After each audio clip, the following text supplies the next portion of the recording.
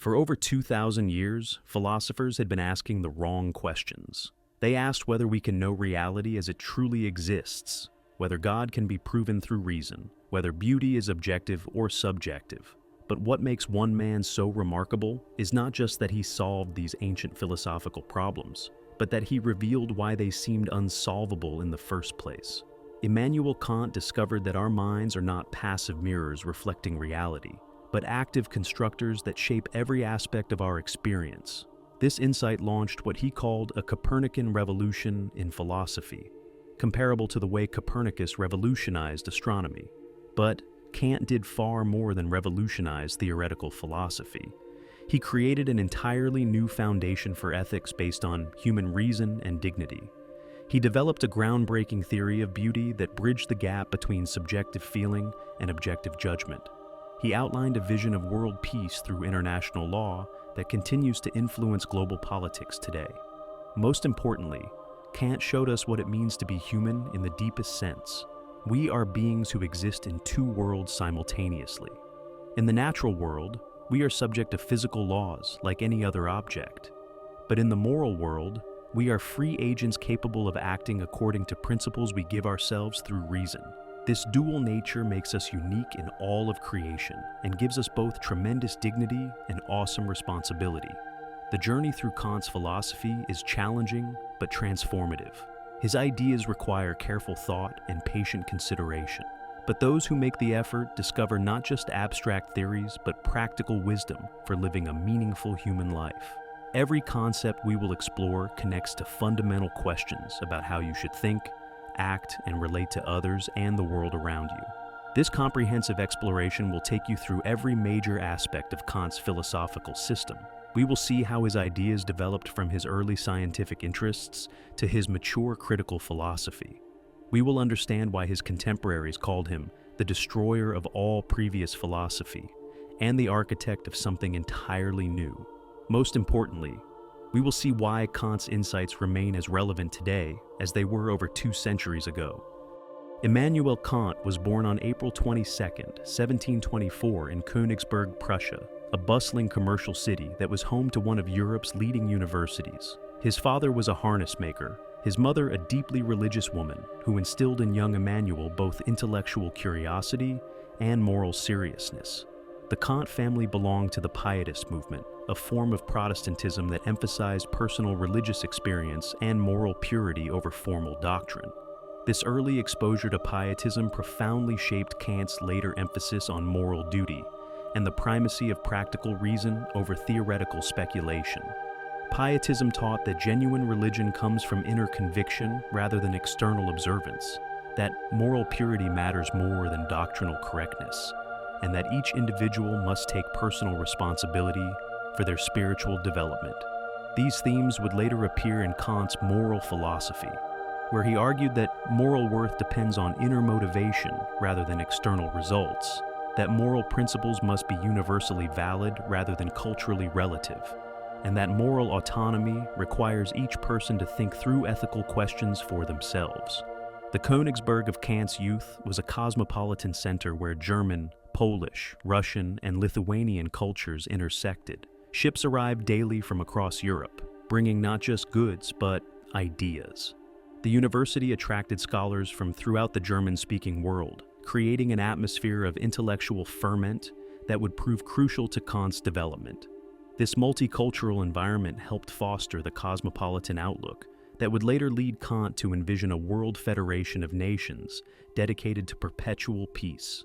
The city's commercial character also influenced Kant's thinking about human nature and social relations. He observed how people from different backgrounds could cooperate successfully in trade and commerce despite their cultural differences.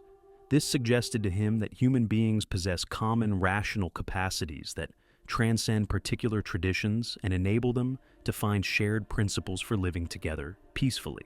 The experience of Königsberg as a successful multicultural trading center would later inform his political philosophy and his vision of cosmopolitan right. At age 16, Kant entered the University of Königsberg, where he encountered the philosophical system of Christian Wolff, the dominant German philosopher of the early 18th century. Wolff had systematized the rationalist philosophy of Leibniz, creating an elaborate philosophical system that claimed to derive all knowledge from pure reason alone. According to this system, mathematics provided the model for all genuine knowledge, and philosophy should proceed through rigorous deductive arguments from self-evident first principles. But Kant also studied under Martin Knudsen, a professor who introduced him to the empirical methods of Isaac Newton and the skeptical arguments of David Hume. Knudsen was a fascinating figure who combined deep religious faith with cutting-edge scientific knowledge. He was one of the first German scholars to fully grasp the revolutionary implications of Newton's physics, which showed that the same mathematical laws govern both terrestrial and celestial phenomena. Under Knudsen's influence, Kant began to see that mathematics and physics revealed universal laws governing natural phenomena. But this raised a crucial question that would occupy him throughout his philosophical career. If nature operates according to universal laws that reason can discover, might there be similar universal laws governing human thought and action? Could morality and aesthetics be grounded in reason in the same way that physics and mathematics are grounded in reason? This exposure to both rationalist and empiricist traditions planted the seeds of Kant's later synthesis. He would eventually argue that both reason and experience contribute essential elements to human knowledge, but neither alone is sufficient. Reason provides the conceptual framework that makes experience possible, while experience provides the content that gives meaning to rational concepts. This synthesis would become one of the defining features of Kant's mature philosophy.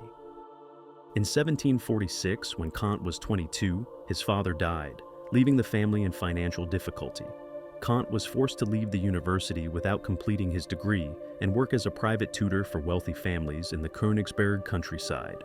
This 9-year period of relative isolation proved crucial to his intellectual development. Away from academic pressures and scholarly debates, he had time to think deeply about the fundamental problems of philosophy and science. During these years of tutoring, Kant encountered the practical challenges of education and moral development.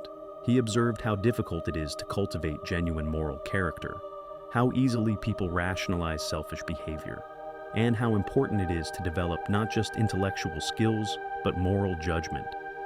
These experiences would later inform his educational theory and his account of moral psychology. He came to believe that moral education must focus on developing the capacity for autonomous moral reasoning, rather than simply inculcating correct moral opinions. The isolation also allowed Kant to develop his distinctive method of philosophical investigation. Rather than simply accepting the dominant philosophical schools of his time, he began to look for underlying assumptions that different philosophers shared, and to question whether these assumptions were really necessary.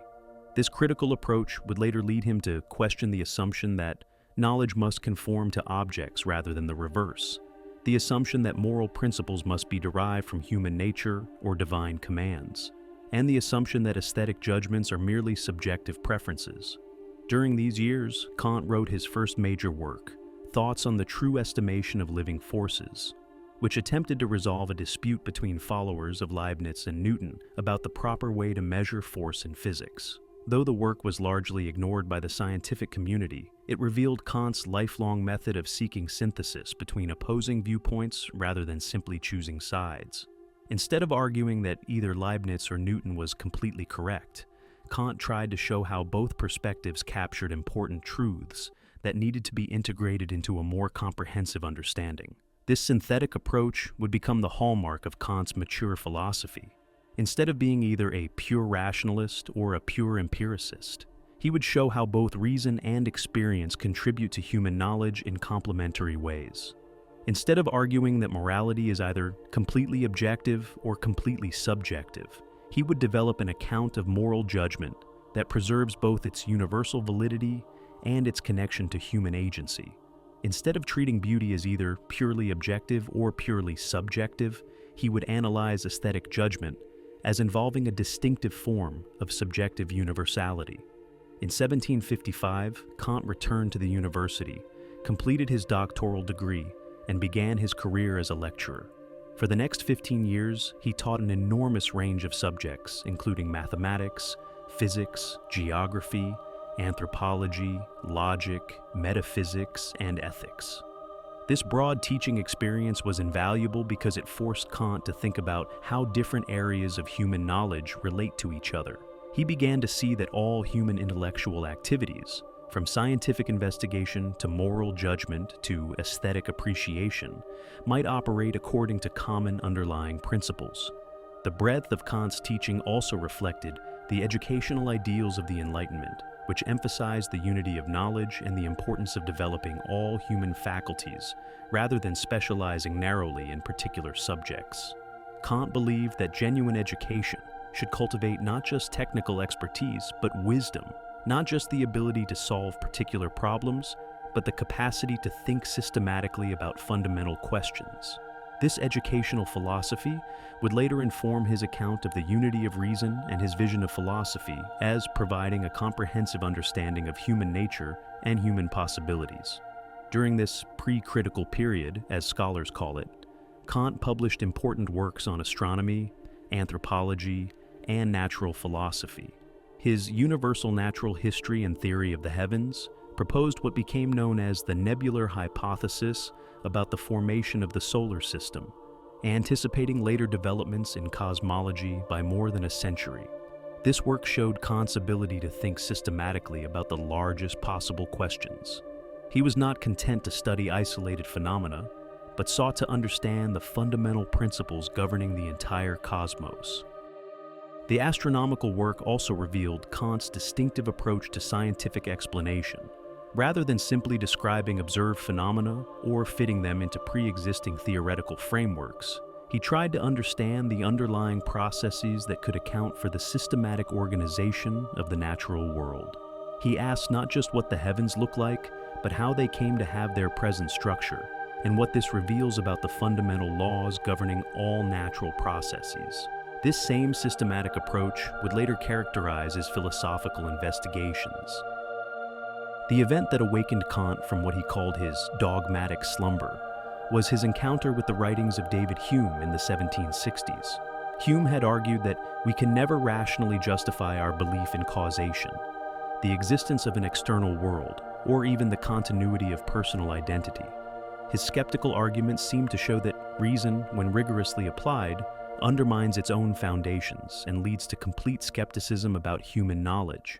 Hume's analysis of causation was particularly devastating to the rationalist tradition that had dominated philosophy for over a century. Rationalists like Descartes and Leibniz had assumed that reason could discover necessary connections between causes and effects, that we could know a priori that every event must have a cause. But Hume argued that causation is nothing more than constant conjunction observed in experience. When we see one billiard ball strike another and the second ball begin to move, we observe temporal succession and spatial contiguity, but we do not observe any necessary connection between the events. Moreover, our belief in causation cannot be justified by reason alone, because we can conceive of events occurring without causes, nor can it be justified by experience, because experience only shows us past conjunctions, not future ones.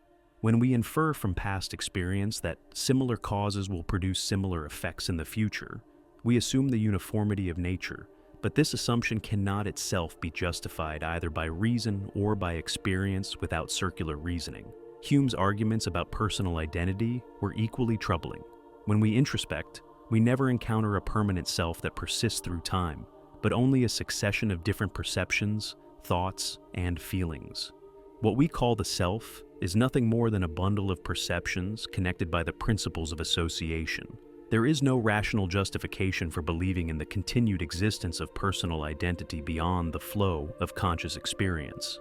Similarly, Hume argued that we have no rational justification for believing in the existence of an external world independent of our perceptions. All we can ever be aware of are our own ideas and impressions. We cannot compare these mental contents with mind-independent objects to determine whether they correspond to reality, because we can never get outside our own minds to make such a comparison. The belief in an external world is a natural instinct, but it cannot be supported by rational argument. If Hume was right, then science, morality, and even basic reasoning about everyday experience lacked any rational foundation. Science depends on the assumption that nature operates according to universal causal laws, but But this assumption cannot be rationally justified. Morality seems to require personal responsibility, but there are no persisting selves to be held responsible. Knowledge seems to require correspondence between ideas and reality, but we can never establish such correspondence. This seemed to lead to complete skepticism about human knowledge, but Kant realized that Hume's arguments, while devastating to previous philosophical systems, actually pointed toward a solution. The problem was not that human reason is unreliable, but that philosophers had misunderstood how reason works. They had assumed that knowledge must either come entirely from reason, independent of experience, as the rationalists claimed, or entirely from experience independent of reason, as the empiricists claimed. Kant saw that this was a false choice. What if knowledge requires both sensory input from experience and conceptual organization from reason? What if the mind actively structures experience rather than passively receiving it? What if space, time, causation, and other fundamental features of experience are contributions of the mind rather than properties of things as they exist independently of all minds? These revolutionary insights would form the core of Kant's critical philosophy. The breakthrough came when Kant realized that the same faculty that enables us to have scientific knowledge of nature might also be the source of moral obligation. Reason does not just discover laws governing the natural world, it also prescribes laws governing human action. Just as natural laws are universal and necessary, moral laws must be universal and necessary. This insight would lead to Kant's famous categorical imperative and his vision of human beings as autonomous moral agents. If moral principles derive from reason itself, then they apply universally to all rational beings, regardless of their particular desires, cultural backgrounds, or historical circumstances. This would make morality objective without being imposed from outside, universal without being arbitrary. The connection between theoretical and practical reason runs deeper than might initially appear. In both cases, reason is active rather than passive, productive rather than merely receptive. In theoretical reasoning, the mind actively synthesizes the manifold of sensation into coherent experience of objects. In practical reasoning, the mind actively determines principles for action that can serve as universal laws for all rational beings. This parallel suggests that both theoretical and practical philosophy rest on the same fundamental insight about the spontaneous, legislative character of human reason. By 1770, Kant had developed the basic framework of his critical philosophy, though it would take another 11 years for him to work out the details and publish his first major critical work. During this silent decade, as it is sometimes called, Kant was engaged in what he described as the most difficult intellectual work of his life. He was not just developing new philosophical theories, but creating an entirely new way of approaching the fundamental questions of human existence. The difficulty of this work reflected the revolutionary character of Kant's insights. He was not simply offering new answers to old questions, but showing that the questions themselves needed to be reformulated. Instead of asking whether we can know things as they exist in themselves, we should ask what are the conditions that make experience possible. Instead of asking whether moral principles are objective or subjective, we should ask what makes moral judgment possible. Instead of asking whether beauty is in objects or in minds, we should ask what makes aesthetic judgment possible. This transcendental approach would become the distinctive method of Kant's critical philosophy. Rather than beginning with assumptions about the nature of reality or the structure of the mind, the critical philosopher investigates the conditions that make various forms of experience possible. This method does not tell us what reality is like in itself, but it does reveal the necessary structure of reality as it appears to beings with our cognitive constitution. The transcendental method also establishes the proper limits of human reason. By showing what makes experience possible, it also shows what lies beyond the boundaries of possible experience. This is why Kant said he had to limit knowledge in order to make room for faith. The limitation is not skeptical because it secures the foundations of mathematics, natural science, and empirical knowledge generally. But it does show that speculative metaphysics, which claims to provide theoretical knowledge of God, freedom, and immortality, exceeds the proper bounds of human reason. During the silent decade, Kant also worked out the systematic connections between different aspects of his philosophy. He came to see that theoretical philosophy, practical philosophy, and aesthetic philosophy address different but related questions about human reason and its proper employment. Theoretical philosophy investigates reason in its cognitive use. Practical philosophy investigates reason in its moral use. And aesthetic philosophy investigates reason in its reflective use. Together, these three investigations provide a complete critical analysis of human rational capacity. The result would be three monumental works that together constitute one of the greatest achievements in the history of human thought: the Critique of Pure Reason, the Critique of Practical Reason, and the Critique of Judgment. Each work addresses a fundamental question about human experience, but together they reveal the systematic unity of reason itself and provide comprehensive guidance for understanding our place in the world. In 1781, at age 57, Kant published the work that would revolutionize philosophy forever: the Critique of Pure Reason. This massive, incredibly complex book emerged from over a decade of intensive thinking about the fundamental nature of human knowledge. Kant later said he had been working on the problems addressed in this book for nearly 12 years, but the actual writing took only 4 to 5 months in a burst of creative intensity that shows how thoroughly he had worked out his ideas during the long period of preparation. The central question of the first critique is deceptively simple. How is synthetic a priori knowledge possible? To understand why this question was so revolutionary, we need to understand what Kant meant by these terms and why their combination seemed problematic to previous philosophers. Analytic judgments are those where the predicate is already contained in the subject, like all bachelors are unmarried, or all triangles have 3 sides. These judgments are true by definition and can be known a priori, independently of experience, but they tell us nothing new about the world. They simply explicate concepts we already possess. Synthetic judgments are those where the predicate adds new information not contained in the subject, like this bachelor is tall or the house is red. These judgments do tell us something new about the world, but most philosophers assume they could only be known a posteriori through experience. A priori knowledge is independent of experience, while a posteriori knowledge comes from experience. Most philosophers assume that all a priori knowledge must be analytic, because how could we know something new about the world without consulting experience? And they assume that all synthetic knowledge must be a posteriori, because analytic judgments don't tell us anything new about the world. But Kant realized that mathematics and the fundamental principles of natural science are both synthetic and a priori. Mathematical judgments like 7 plus 5 equals 12 are synthetic because the concept of 12 is not contained in the concepts of 7 and 5. To see this, consider that we could define numbers in terms of sets, and the set corresponding to 12 has different members than the sets corresponding to 7 and 5. Yet mathematical truths are also a priori because they are universal and necessary, not dependent on particular experiences. Similarly, scientific principles like every event has a cause are synthetic because causation is not contained in the mere concept of an event. We can conceive of events without conceiving of their causes. Yet the principle of causation is a priori because it applies universally to all possible experience, not just to particular experiences we happen to have had.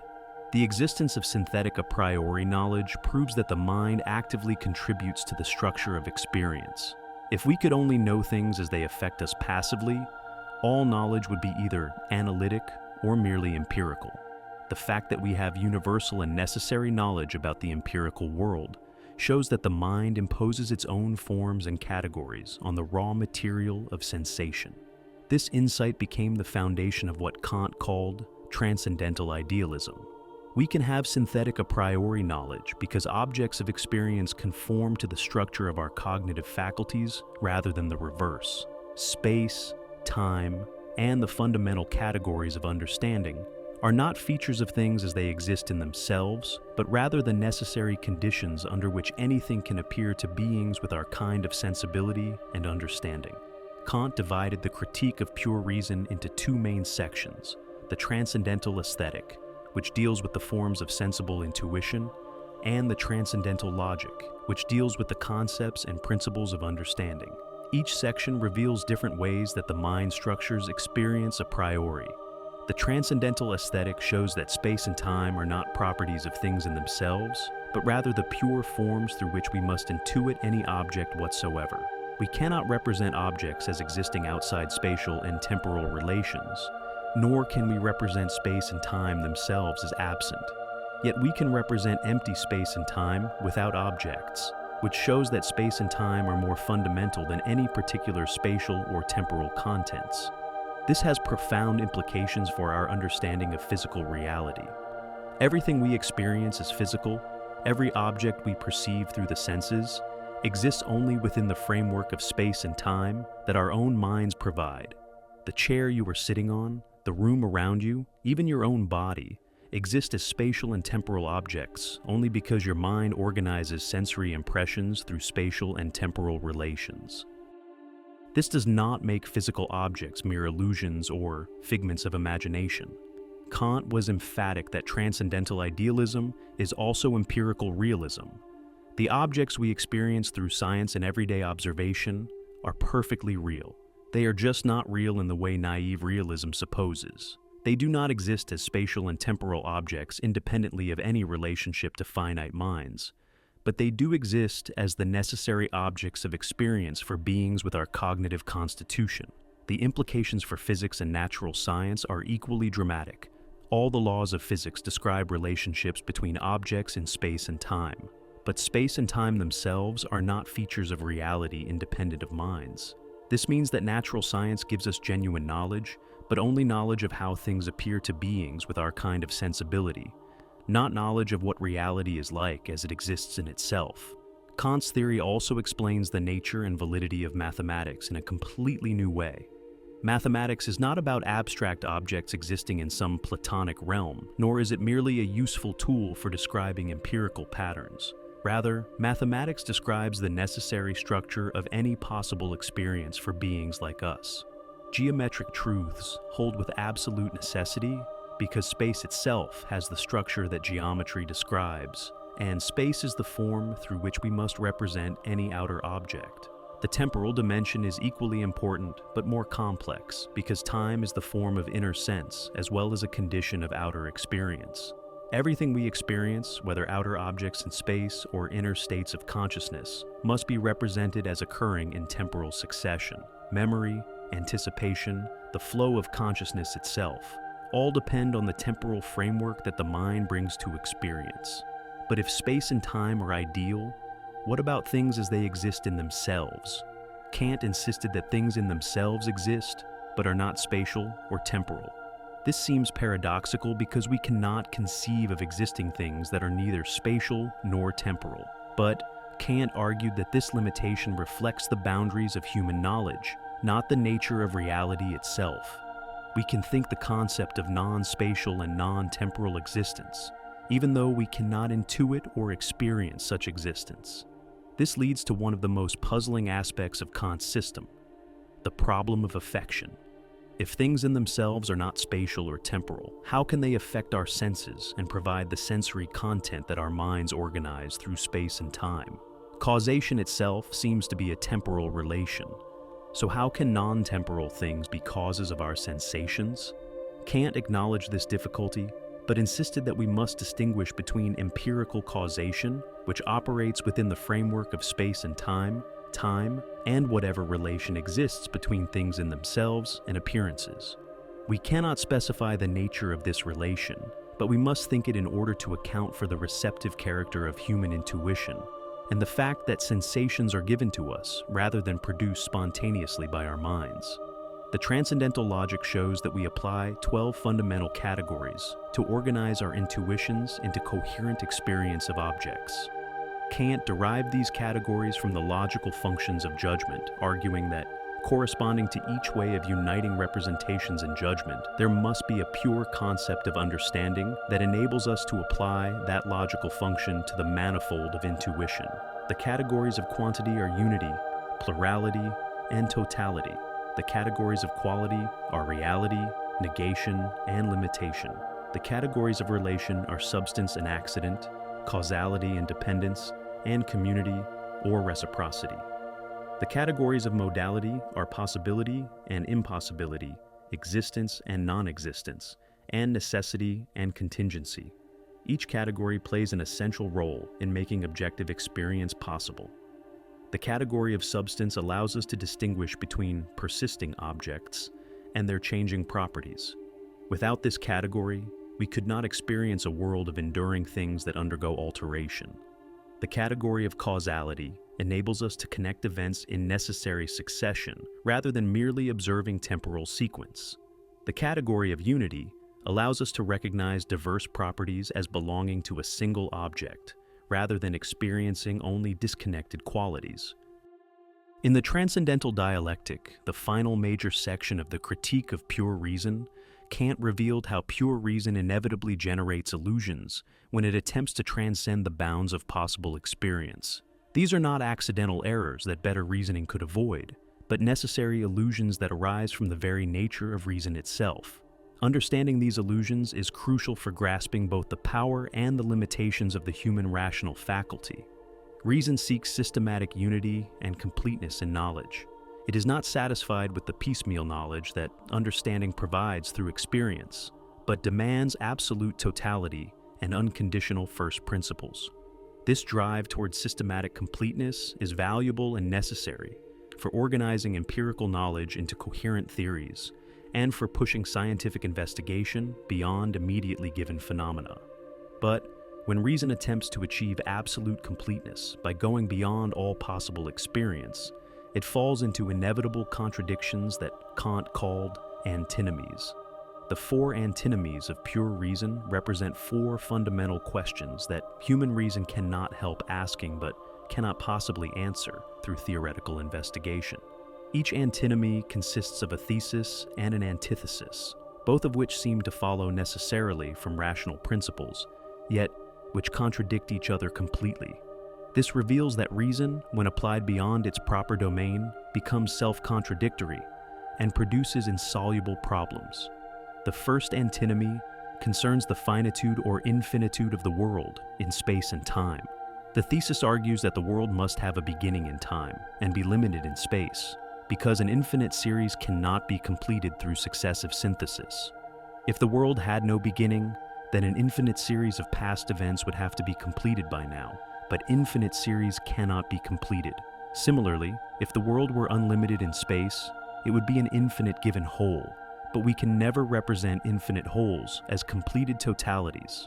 The antithesis argues that the world cannot have a beginning in time or limits in space, because any supposed beginning or boundary would presuppose empty time or space before or beyond it. If the world began at some moment in time, we must ask why it began at that moment rather than some other, but there could be no determining ground for the beginning in empty time. Similarly, if the world has spatial limits, we must ask what lies beyond those limits, and the answer must be empty space extending infinitely. Both arguments seem compelling, yet they contradict each other completely. The thesis follows from the principle that infinite series cannot be completed, while the antithesis follows from the principle that time and space cannot have absolute limits. Both principles seem to be requirements of reason itself, yet they lead to contradictory conclusions about the nature of the world. The second antinomy addresses whether everything in the world consists of simple parts or whether nothing simple exists anywhere. The thesis contends that all composite substances must consist of simple parts, because composition is merely an external relation that can be removed in thought, leaving the simple parts that exist independently of their combinations with other parts. If there were no simple parts, there would be nothing substantial underlying the relations, and composite things would be nothing but relations of nothing.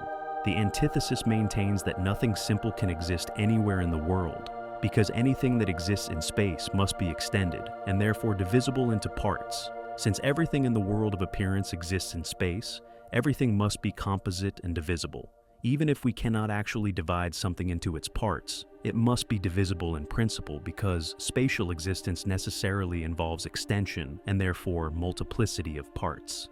Again, both sides seem to follow from rational principles, yet they cannot both be true. The thesis follows from the principle that relations require relata, things that stand in relations, while the antithesis follows from the principle that spatial existence involves extension and therefore divisibility. The third antinomy asks whether causation according to natural laws is sufficient to explain everything that happens, or whether free causation is also necessary.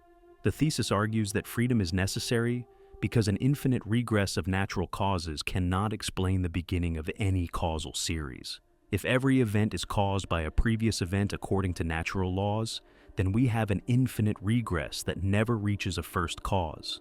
But such a regress would leave every event ultimately unexplained, because we could never reach a sufficient reason for the entire series. The antithesis contends that freedom is impossible because it would violate the principle that every event must have a cause according to universal laws. If free actions had no causes, they would be random and arbitrary rather than rational. If they had causes but not natural causes, they would violate the universal applicability of natural laws to all events in the world of appearance. Either way, freedom would undermine the systematic unity of experience that makes scientific knowledge possible. This antinomy has special importance for moral philosophy, since moral responsibility seems to require freedom from natural determinism. Yet, science seems to require that all events, including human actions, follow universal natural laws. If the thesis is correct, moral responsibility is possible, but scientific explanation of human behavior is incomplete. If the antithesis is correct, scientific explanation is universal, but moral responsibility is impossible. The fourth antinomy concerns whether a necessary being exists as part of or as cause of the world. The thesis argues that something absolutely necessary must exist either in the world or as its cause, because the series of contingent beings cannot be complete without an ultimate ground. If everything in the world exists only contingently, depending on something else for its existence, then the entire world would lack a sufficient reason for its existence unless it depends on something that exists necessarily.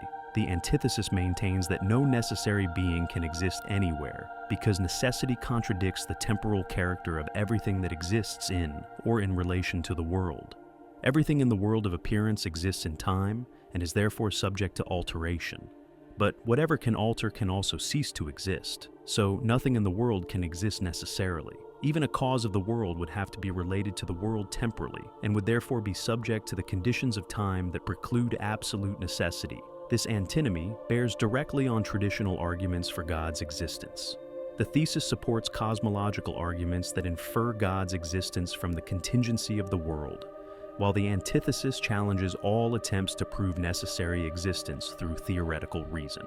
Kant's solution to the antinomies depends crucially on the distinction between phenomena and noumena established in the transcendental aesthetic and transcendental analytic.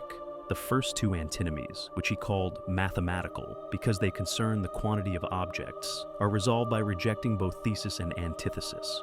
The world as a whole is neither finite nor infinite, neither simple nor infinitely divisible, because the world as a whole is not an object of possible experience. We can always extend our knowledge of objects in space and time, but we can never achieve the absolute totality that reason demands. The question of whether the world is finite or infinite in space and time assumes that the world is a thing in itself that has determinate properties independent of our experience. But the world is not a thing in itself.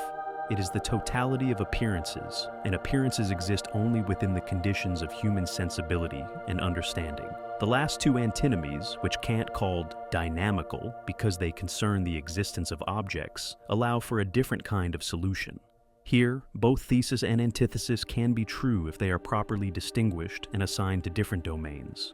In the phenomenal realm, everything may indeed follow natural laws without exception, while in the noumenal realm, freedom may be possible. Similarly, the series of phenomenal causes may have no necessary being within it, while a necessary being may exist as the noumenal ground of the entire phenomenal world. This solution to the third and fourth antinomies opens up the possibility for moral freedom and religious belief without contradicting the demands of natural science. Science can legitimately claim that all phenomena follow universal natural laws, while morality can legitimately presuppose that rational agents are free as noumenal beings. Neither claim contradicts the other because they apply to different realms of existence. This coordination of natural necessity and moral freedom became central to Kant's overall philosophical system. It shows how the critical limitation of knowledge to phenomena makes room for practical faith in supersensible realities that cannot be theoretically proven, but must be presupposed for moral action. The antinomies thus serve not only a negative function, showing the limits of theoretical reason, but also a positive function, preparing the way for practical philosophy. The completion of the Critique of Pure Reason left Kant with a profound philosophical challenge. He had successfully limited knowledge to make room for faith, but he had not yet shown how faith, morality, and practical reason could be given their proper foundation. The theoretical philosophy had revealed the limits of what pure reason could achieve in the realm of knowledge, but it had also opened up questions about human freedom, moral obligation, and the meaning of existence that required a different kind of philosophical investigation. In the years following the publication of the first Critique, Kant gradually developed his practical philosophy through a series of important works. The groundwork for the metaphysics of morals in 1785 provided the fundamental principle of morality in the categorical imperative. The Critique of Practical Reason in 1788 offered a more complete account of moral psychology and the postulates of practical reason. The Metaphysics of Morals in 1797 applied these principles to detailed questions of right and virtue in political and personal life. But even before these major works appeared, Kant had begun to sketch the outlines of his practical philosophy in shorter essays that revealed the direction of his thinking. An answer to the question, what is enlightenment? Defined enlightenment as humanity's emergence from self-imposed immaturity through the courage to use one's own understanding. Idea for a universal history with a cosmopolitan purpose, envisioned human progress toward a worldwide confederation of republican states. These essays showed how Kant's critical philosophy could address practical questions about education, politics, and human development. The connection between theoretical and practical philosophy runs much deeper than might initially appear. Both rest on the same fundamental insight about the active, spontaneous nature of human reason. Just as understanding actively synthesizes the manifold of intuition to constitute objects of experience, practical reason actively determines the will according to principles that it gives to itself. In both cases, reason is not passive but productive, not merely discovering pre-existing truths, but creating the very objects it thinks about. This parallel between theoretical and practical reason reflects Kant's deeper conviction about human dignity and autonomy. Human beings are not merely natural creatures subject to natural laws, nor are they merely rational calculators seeking to maximize the satisfaction of their desires. Rather, humans are beings capable of self-legislation, able to give laws to themselves, both in cognition and in action. This capacity for autonomy is what makes humans distinctively valuable and gives them a dignity that transcends all merely natural or economic considerations. The concept of freedom plays a crucial mediating role between theoretical and practical philosophy. In the third antinomy, Kant had shown that freedom is at least possible because the deterministic laws of nature apply only to phenomena, not to things in themselves. But possibility is not enough for morality. Morality requires that freedom be actual, not merely conceivable. The task of practical philosophy is to show that freedom is not just a theoretical possibility, but a practical reality that we must presuppose in all moral judgment and action. Kant's approach to practical philosophy was revolutionary in several respects. Unlike traditional moral philosophers who derived ethical principles from human nature, divine commands, or consequences for happiness, Kant sought to ground morality in reason alone. He argued that moral principles must be universal and necessary, applying to all rational beings regardless of their particular desires, circumstances, or cultural backgrounds. This means that morality cannot be based on anything empirical or contingent, but must rest on pure practical reason. The transition from theoretical to practical philosophy also involved a shift in the role of reason itself. In the theoretical sphere, reason serves understanding by providing regulative ideas that guide empirical inquiry towards systematic unity. But in the practical sphere, reason becomes constitutive, actually determining the principles according to which the will should act. Practical reason does not just think about action, It produces action by determining the will through moral principles. This difference explains why practical reason can achieve what theoretical reason cannot. While theoretical reason cannot give us knowledge of things in themselves, practical reason can give us access to our own noumenal nature as free moral agents. Through moral consciousness, we become aware of ourselves as members of an intelligible world, governed by moral laws rather than merely natural laws. Morality thus provides a kind of practical knowledge of the supersensible that theoretical philosophy had shown to be impossible. The primacy of practical reason in Kant's system reflects his conviction that the fundamental questions of human existence are practical rather than theoretical. What matters most is not what we can know, but what we ought to do. Knowledge has value primarily insofar as it contributes to moral action and human flourishing. This does not make Kant anti-intellectual, but it does make him insistent that intelligence serves ultimately practical purposes. Kant's analysis of ordinary moral consciousness revealed several features that any adequate moral philosophy must explain. When we make moral judgments, we implicitly claim universal validity for our principles. If lying is wrong, it is not wrong just for particular individuals in specific circumstances, but wrong for anyone in relevantly similar circumstances. This universalizability seems to be built into the very concept of moral judgment, distinguishing it from mere expressions of preference or statements about what is prudent or beneficial. We also distinguish between actions that conform to moral requirements and actions that are performed from moral motives. Someone who tells the truth only because lying would be disadvantageous acts in accordance with duty, but not from duty. Someone who tells the truth because honesty is morally required, even when lying would be beneficial, acts from duty and thereby exhibits genuine moral worth. This distinction shows that moral evaluation concerns not just external behavior, but internal motivation. Furthermore, we recognize that moral requirements sometimes conflict with our natural inclinations and immediate interests.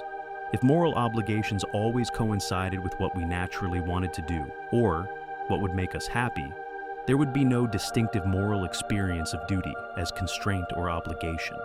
The phenomenon of moral struggle, where we feel pulled between what we want to do and what we ought to do, reveals the autonomous character of moral motivation. These observations led Kant to his famous formulation of the categorical imperative. Act only according to that maxim, whereby you can at the same time will that it should become a universal law.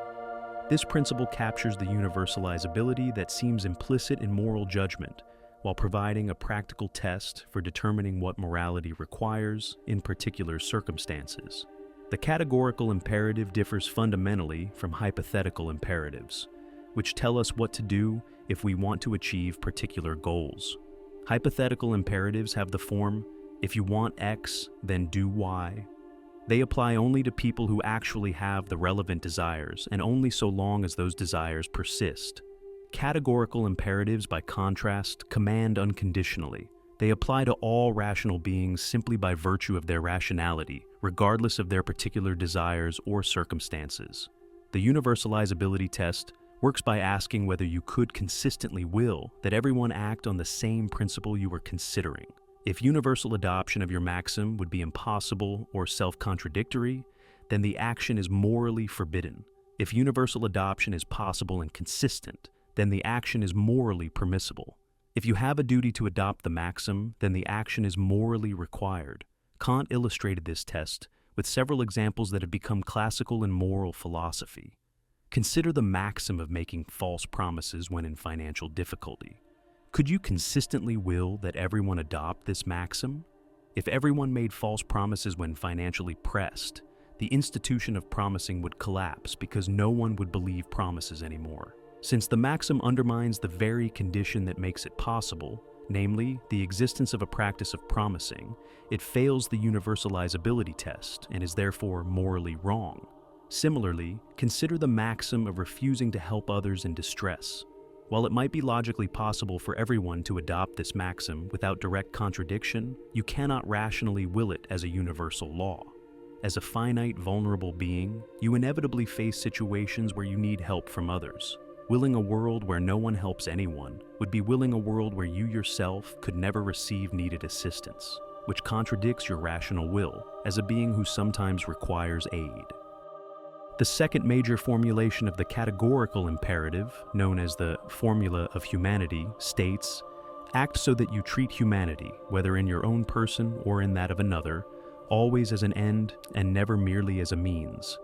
This formulation emphasizes the inherent dignity of rational beings and prohibits treating people as mere tools for achieving our goals. The formula of humanity does not forbid treating people as means. We do this legitimately whenever we employ someone or ask for directions, but it forbids treating them merely as means without regard for their own rational agency and ends. When we lie to someone, deceive them, coerce them, or manipulate them, we treat them merely as obstacles to overcome or tools to use, rather than as rational agents capable of making their own informed decisions. This formulation captures something crucial about moral wrongness that the first formulation might miss. The prohibition against treating people merely as means explains why certain actions feel wrong, even when their maxims might pass the universalizability test. It provides both a criterion for moral action and an explanation of why certain actions violate human dignity.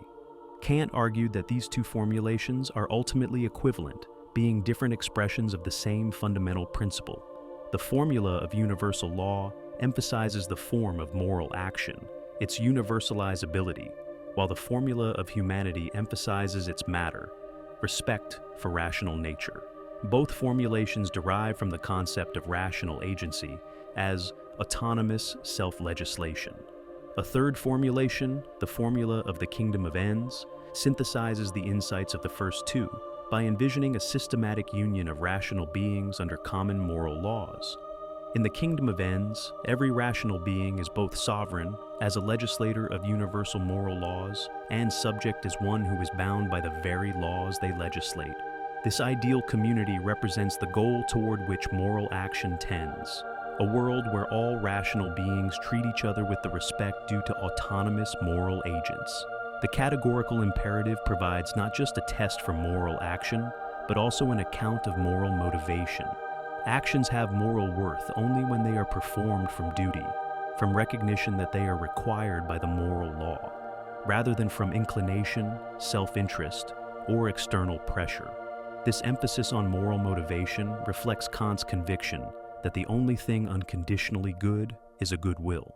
Intelligence, courage, wealth, and even happiness can be used for evil purposes and are therefore not intrinsically valuable. But a will that consistently chooses to act from moral duty, regardless of inclination or consequence, is good without qualification. This goodwill is what gives human beings their distinctive dignity and makes moral evaluation possible in the first place. The requirement that moral actions be performed from duty rather than inclination has led to criticisms that Kant's ethics is rigid, cold, or opposed to natural human feelings. But this misunderstands Kant's position. He did not oppose emotions or natural inclinations as such, but only insisted that they cannot serve as the ultimate ground of moral obligation. When duty and inclination coincide, as they often do, we can act gladly from duty while also satisfying our natural desires. A person who helps others from both moral conviction and natural compassion acts more admirably than someone who helps reluctantly from duty alone.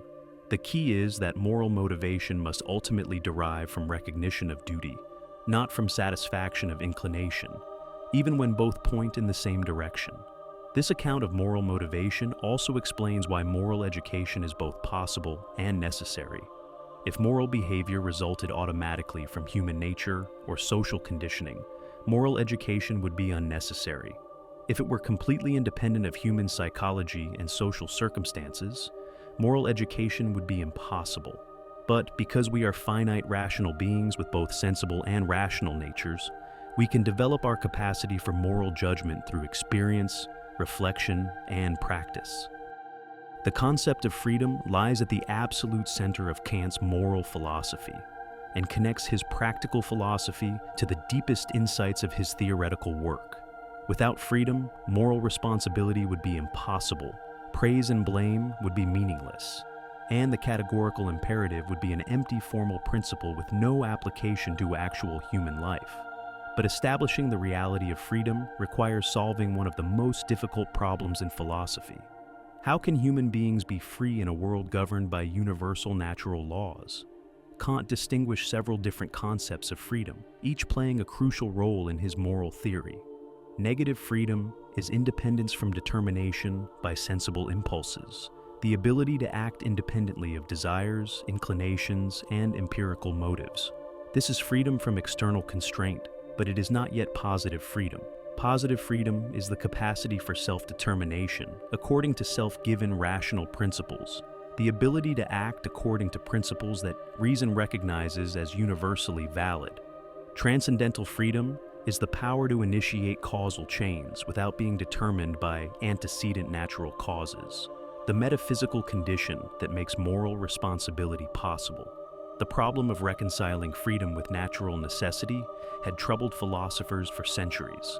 If everything that happens in the natural world follows universal causal laws, as science seems to demonstrate, how can human actions be free rather than determined?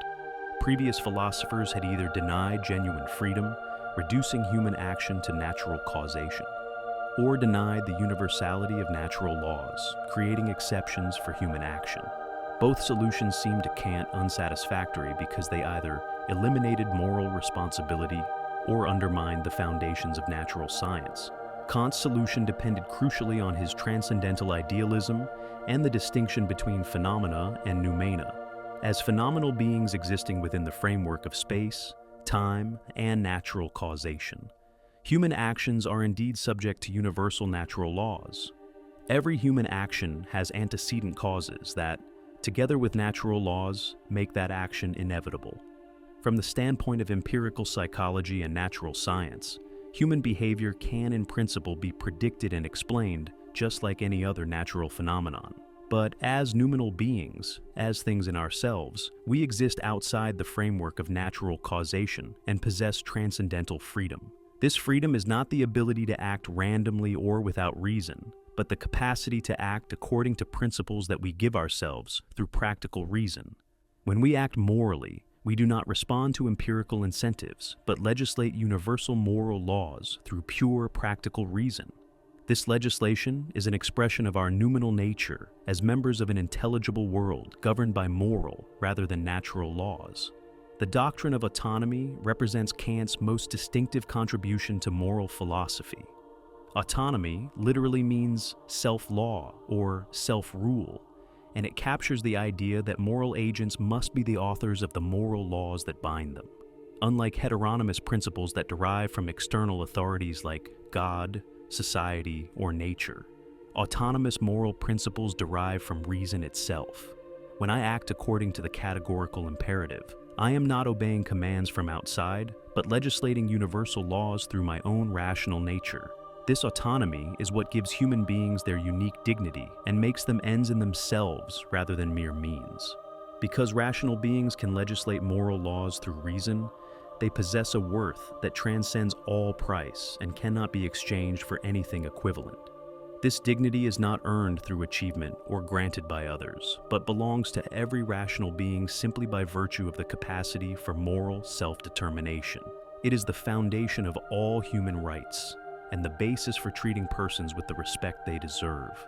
Contemporary human rights theory, democratic political institutions, and international law governing the treatment of persons all reflect this Kantian insight about the inherent dignity of rational agency. The goodwill, which Kant famously called the only thing good without qualification, is precisely the will that consistently chooses to act from duty rather than inclination. A good will is not one that always achieves good results. Circumstances may prevent even the best-intentioned actions from succeeding. Rather, a good will is one that makes its choices based on what the moral law requires, regardless of personal desires, social pressures, or expected consequences. This goodwill is the expression of our autonomy and the source of our moral worth as rational beings. It is what makes us capable of moral evaluation, and what distinguishes genuinely moral action from behavior that merely conforms to moral rules. Someone who tells the truth only because honesty pays may act in accordance with duty, but only someone who tells the truth because honesty is morally required regardless of consequences, acts from duty, and exhibits a good will. Kant's account of moral motivation is particularly sophisticated and psychologically realistic. He recognized that human beings are not pure rational agents, but finite beings with sensible as well as rational natures. We experience moral obligation as constraint or duty precisely because we have inclinations that often conflict with what morality requires. A purely rational being like God would act morally without any sense of obligation, because its will would spontaneously conform to reason. A purely sensible being could not act morally at all because it would lack the capacity for rational self-determination. The experience of moral obligation thus reveals our dual nature as both phenomenal and noumenal beings. When we feel the constraint of duty, we become aware of ourselves as more than merely natural creatures subject to natural laws. We discover our membership in an intelligible world where rational principles rather than natural forces determine what happens. This moral consciousness provides a kind of practical proof of our transcendental freedom that theoretical philosophy could only show to be possible. Kant also emphasized that autonomy requires maturity and enlightenment. Many people never achieve genuine moral autonomy because they remain in what Kant called self-imposed tutelage, accepting moral principles from external authorities, rather than thinking through moral questions for themselves. True moral education must foster the capacity for independent moral judgment, rather than merely inculcating correct moral opinions. The goal is to develop people who can think for themselves about moral questions and take responsibility for their own moral choices. This does not mean that everyone must reinvent morality from scratch, or that traditional moral teachings have no value. Rather, it means that moral principles must be appropriated through rational reflection, rather than accepted on authority alone. The connection between freedom and morality also explains why moral education is both possible and necessary. If human beings were either completely determined by natural causes or completely free from all constraint, moral education would be either impossible or unnecessary. But because we are finite rational beings with both sensible and rational natures, we can develop our capacity for moral judgment through experience, reflection, and practice. This development is not automatic, but requires conscious effort and favorable social conditions that support rather than undermine our capacity for autonomous moral choice. Societies that discourage independent thinking, that make moral reflection difficult or dangerous, or that systematically undermine trust in reason will produce people less capable of genuine moral agency.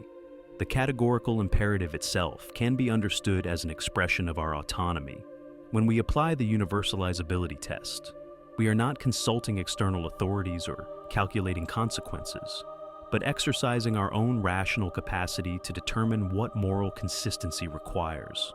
When we treat people as ends in themselves, we are respecting their autonomy as well as expressing our own.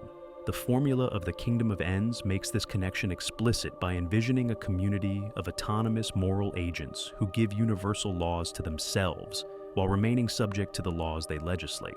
This ideal represents not just the goal of individual moral development, but the goal of social and political progress. The creation of institutions and practices that support and express human autonomy rather than undermining or suppressing it.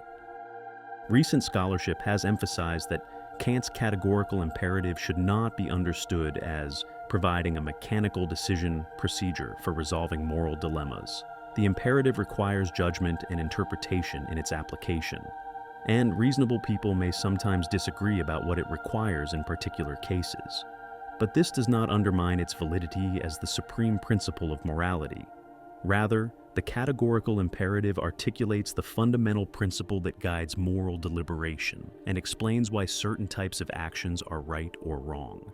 It provides a framework for moral reasoning that emphasizes universalizability and respect for persons, while acknowledging that applying this framework to complex situations requires wisdom and experience as well as philosophical understanding. The categorical imperative also explains why moral philosophy cannot be separated from questions about human nature, social institutions, and the meaning of life.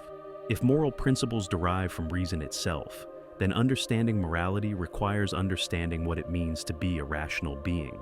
If autonomy is the source of human dignity, then protecting and promoting autonomy becomes a fundamental political and social goal.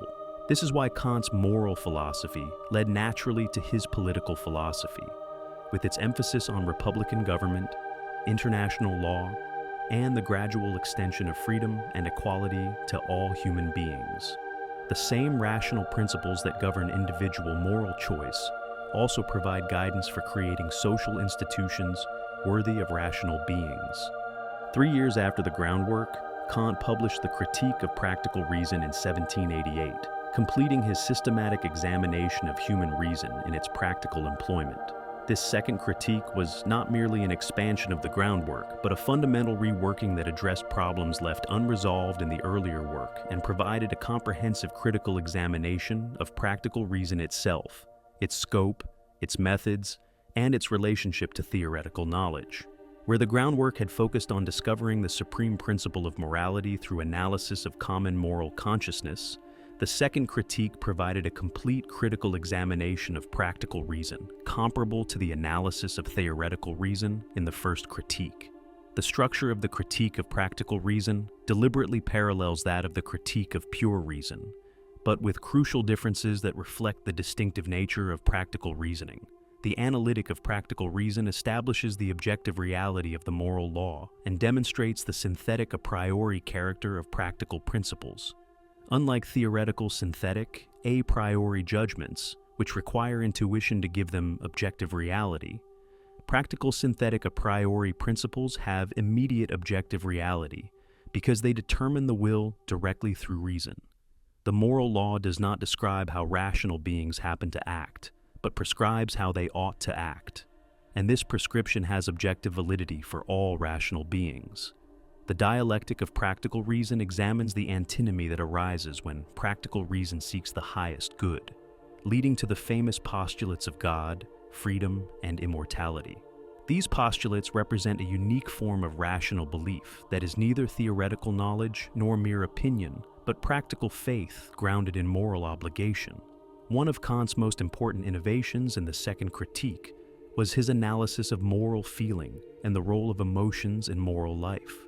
He introduced the concept of respect as the unique feeling produced by recognition of the moral law. Unlike empirical feelings such as fear, love, or desire, respect is produced a priori by reason itself and serves as the incentive for moral action. When we recognize that the moral law requires a certain action, this recognition produces a feeling of respect that motivates us to act accordingly, even when our inclinations pull us in opposite directions. This account of moral feeling solved a crucial problem in Kant's ethics. How can pure reason motivate action if human beings are not purely rational, but have sensible natures that respond to feelings and inclinations?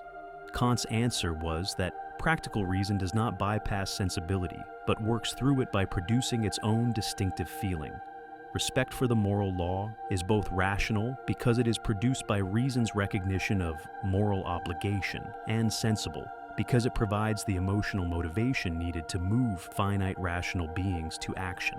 This makes respect fundamentally different from all other feelings because it is not based on the satisfaction of inclination, but on the recognition of duty.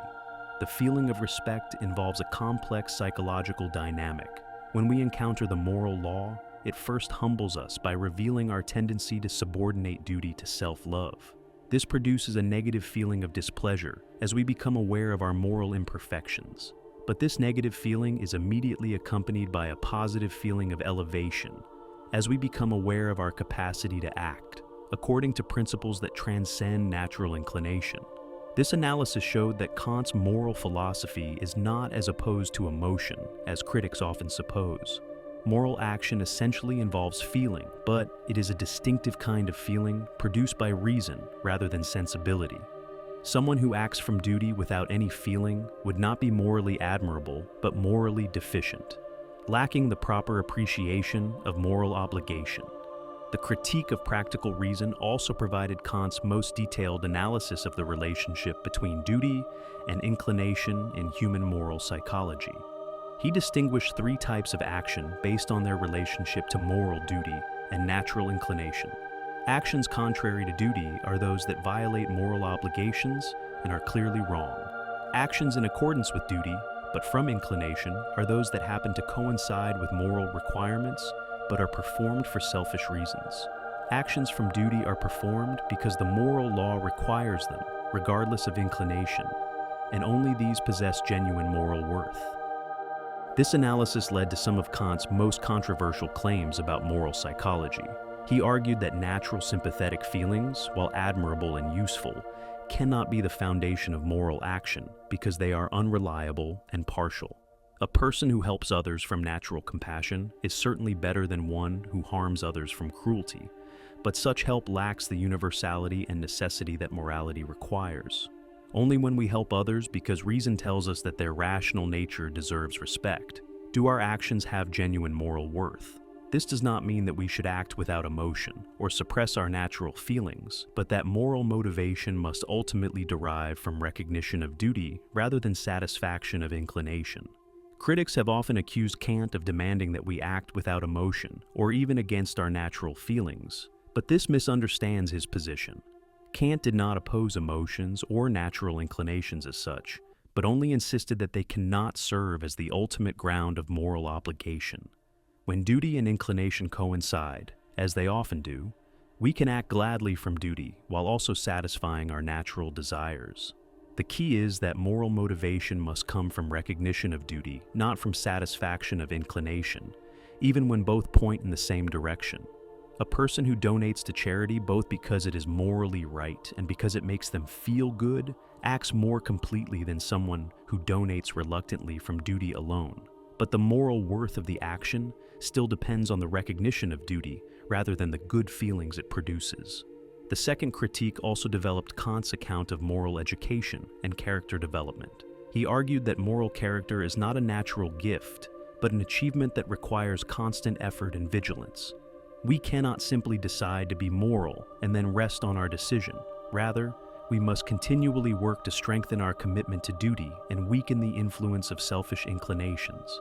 This process of moral self-cultivation is never complete because finite rational beings always face the temptation to prioritize personal happiness over moral obligation. Even the most virtuous person remains susceptible to temptations and must maintain constant vigilance against the tendency to rationalize selfish behavior as morally permissible. Kant's conception of virtue reflected this emphasis on ongoing moral effort. Virtue is not a state of moral perfection, but a disposition to struggle against inclinations that oppose duty. The virtuous person is not one who never experiences temptation, but one who consistently chooses duty over inclination when the two conflict. This makes virtue both demanding and accessible. Demanding because it requires constant vigilance and effort. Accessible because it depends on choice rather than natural talent or favorable circumstances. Anyone can become virtuous by consistently choosing to act from duty, regardless of their natural temperament, social background, or external circumstances. The practical philosophy also addressed questions about moral judgment and the application of principles to particular cases. Kant recognized that the categorical imperative provides a supreme principle, but does not automatically resolve all moral dilemmas. Applying universal principles to particular situations requires judgment, and reasonable people may sometimes disagree about what morality requires in specific circumstances. This does not undermine the objectivity of moral principles, but reflects the complexity of moral life and the limits of human understanding. The categorical imperative provides a framework for moral reasoning that emphasizes universalizability and respect for persons. But applying this framework to complex situations requires wisdom and experience as well as philosophical understanding. Kant also discussed the relationship between individual moral judgment and social moral practices. While each person must think through moral questions for themselves to achieve genuine autonomy, moral reasoning is not purely individual. We develop our moral capacities through interaction with others, and moral principles must be capable of guiding social cooperation, as well as individual choice. This social dimension of morality led Kant to consider questions about moral education, legal institutions, and political organization that would be developed more fully in his later works on politics and education. The The same rational principles that guide individual moral choice also provide standards for evaluating social institutions and practices. The critique of practical reason concluded with Kant's famous reflection on the starry heavens above and the moral law within. These two objects of wonder and reverence represent the two standpoints from which human beings can view themselves and their place in the world. The starry heavens remind us of our smallness and dependence within the vast natural order governed by physical laws. When we contemplate the immensity of the universe, we become aware of our finitude and vulnerability as natural beings subject to natural forces beyond our control. The moral law within reveals our dignity and freedom as rational agents capable of legislating universal principles through reason. When we become aware of moral obligation, we discover our membership in an intelligible world where rational principles rather than natural forces determine what ought to happen. Together, these two perspectives capture the dual nature of human existence as both natural creatures and moral agents, both phenomenal beings subject to causal determination and noumenal beings capable of free self-determination. This duality is not a contradiction, but the source of human dignity and the foundation of both scientific knowledge and moral responsibility. The conclusion of the second critique thus pointed toward the third critique, which would explore how these two aspects of human nature can be systematically related, and how the apparent gulf between nature and freedom can be bridged through aesthetic and teleological judgment. But it also completed the practical philosophy by showing how moral consciousness provides access to our supersensible nature, and confirms the reality of freedom that theoretical philosophy could only show. The dialectic of practical reason, the final section of Kant's second critique, addresses one of the most profound questions in moral philosophy. What may we hope? Having established that duty is unconditional and that moral worth depends entirely on acting from respect for the moral law, Kant faced the apparent problem that morality seems to demand something impossible. The moral law requires perfect virtue, complete conformity of the will to duty. Yet, finite rational beings can never achieve moral perfection. We remain forever susceptible to inclinations that conflict with moral obligation, and even our best actions are tinged with self-interest and imperfect understanding. If perfect virtue is both morally required and practically impossible, how can moral action be rational? Moreover, morality seems to promise that virtue should be rewarded with happiness.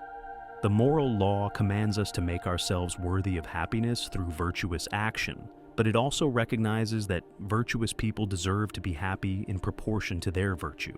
Yet, experience shows that the virtuous often suffer, while the wicked prosper. If virtue and happiness are not connected in this life, what sense does it make to sacrifice immediate pleasure for moral duty? This tension led Kant to formulate what he called the antinomy of practical reason.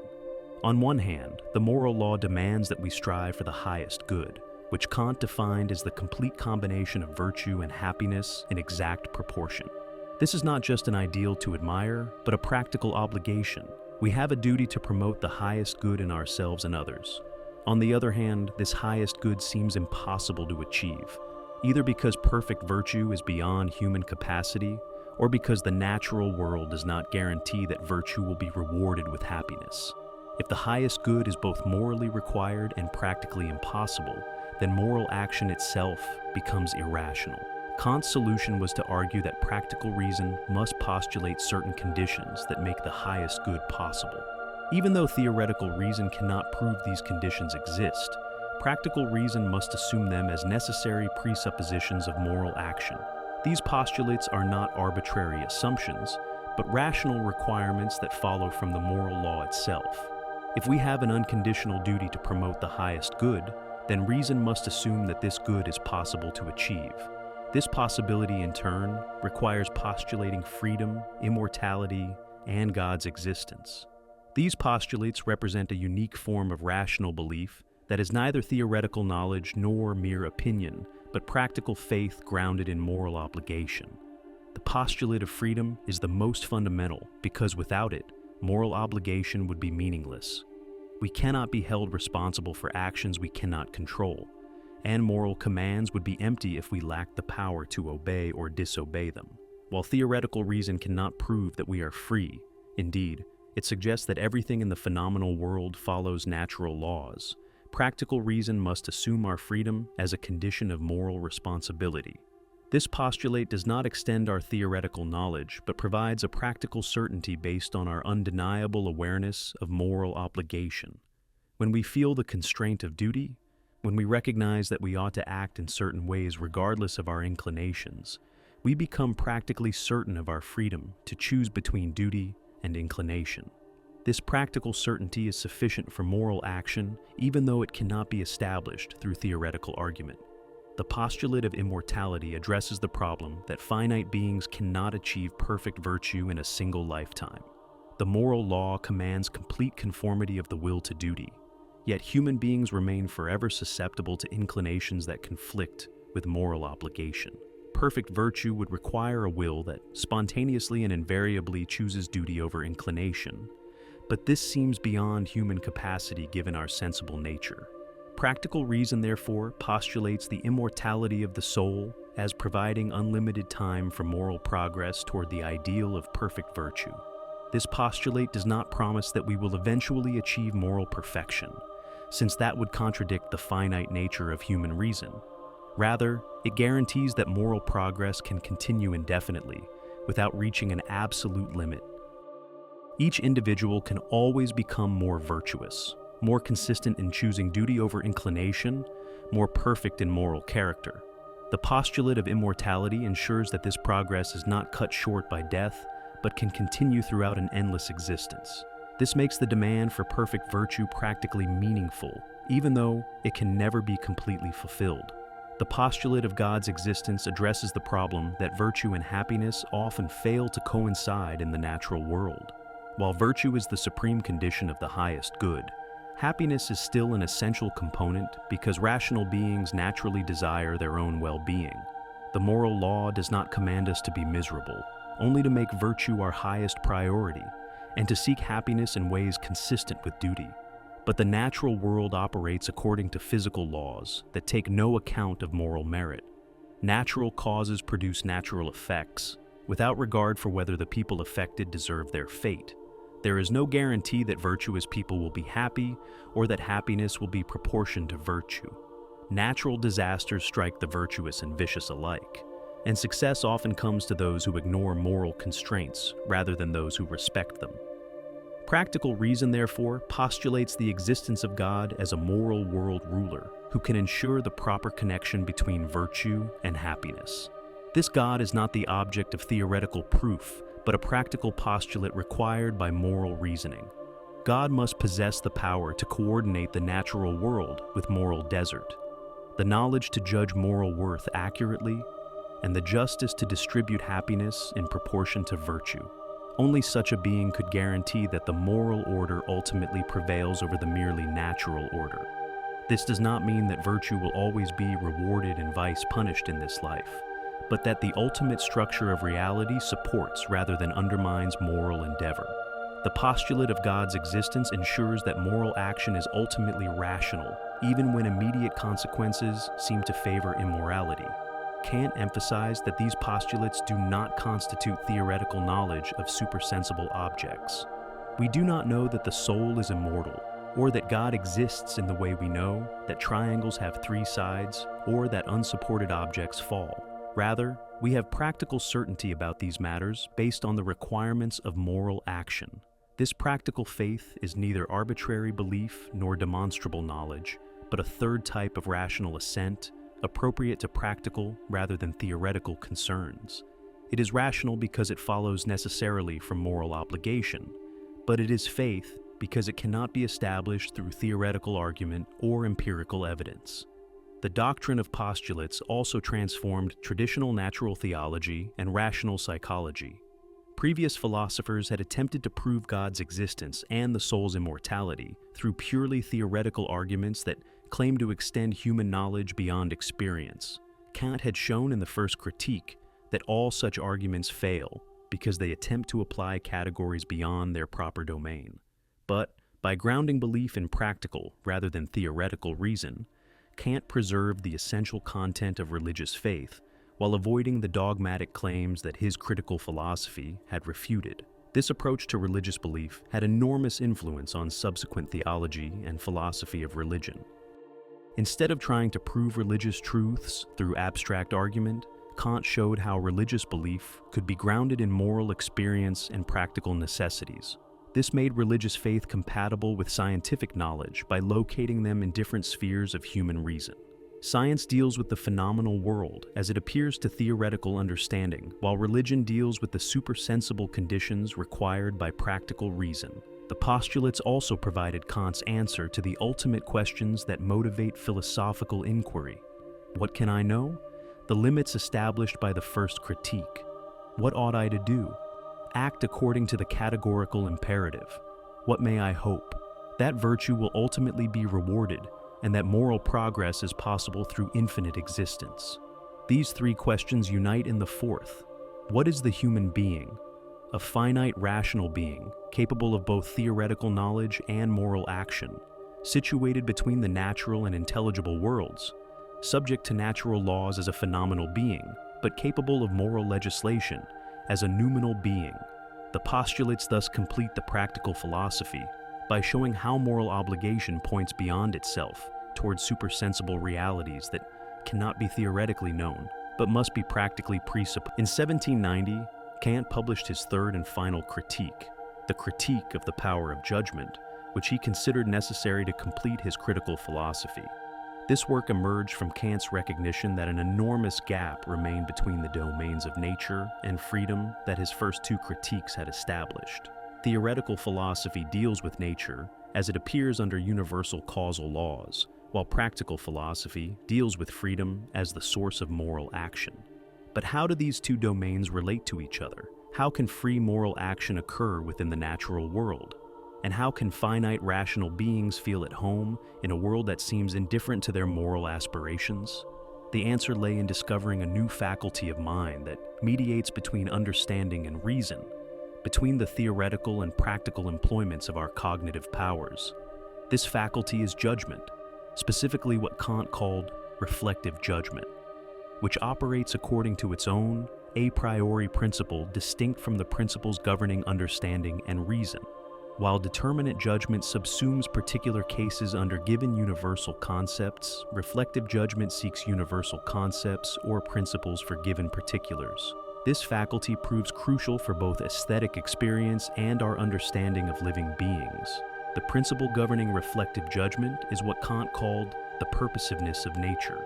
This does not mean that nature actually has purposes in the way that rational agents do, but rather that we must approach certain natural phenomena as if they were designed for purposes. When we encounter a beautiful flower or try to understand a living organism, we cannot help but experience these objects as if they were created with some end in view. This teleological approach is not constitutive of objects themselves, but regulative of our investigation and appreciation of nature. The Critique of Judgment divides into two main parts dealing with aesthetic and teleological judgment respectively. Despite their apparent diversity, both types of judgment involve the same fundamental operation: the harmonious play of our cognitive faculties when confronting objects that seem purposive without our being able to specify any definite purpose. This harmony produces a distinctive feeling of pleasure that signals the successful operation of reflective judgment. In aesthetic judgment, this feeling is the basis for claims about beauty and sublimity. In teleological judgment, it guides our investigation of living beings and natural systems.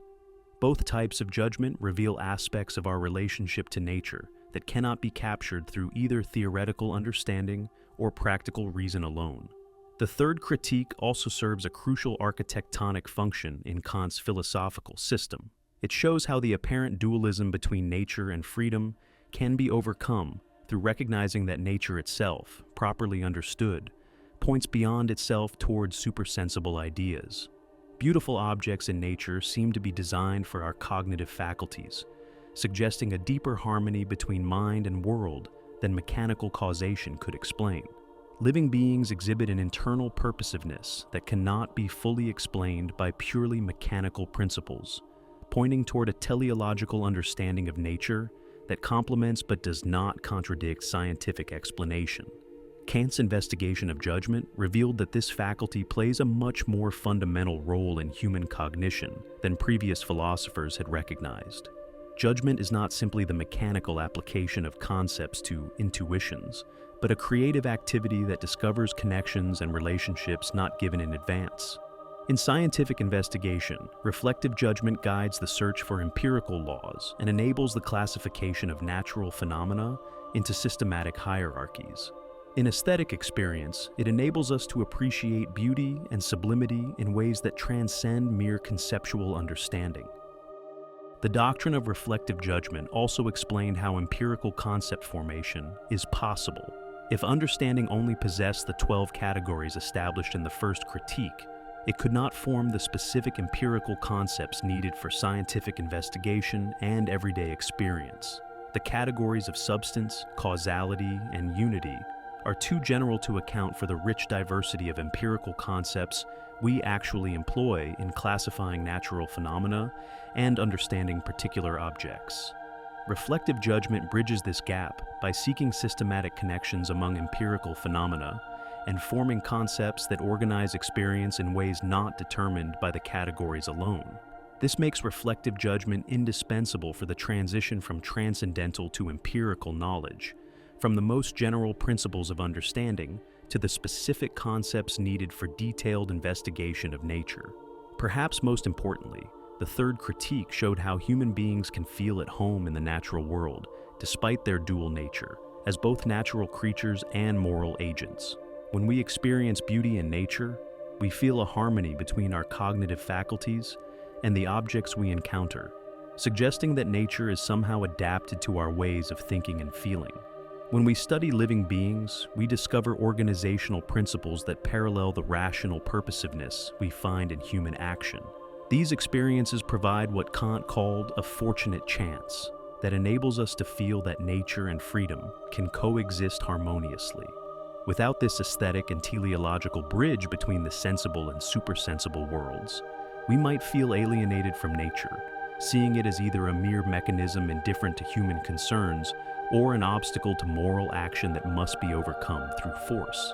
The aesthetic theory developed in the Critique of Judgment had enormous influence on subsequent art and literary criticism. Kant's analysis of genius as the capacity to create original works that serve as examples for others became central to Romantic theories of artistic creation.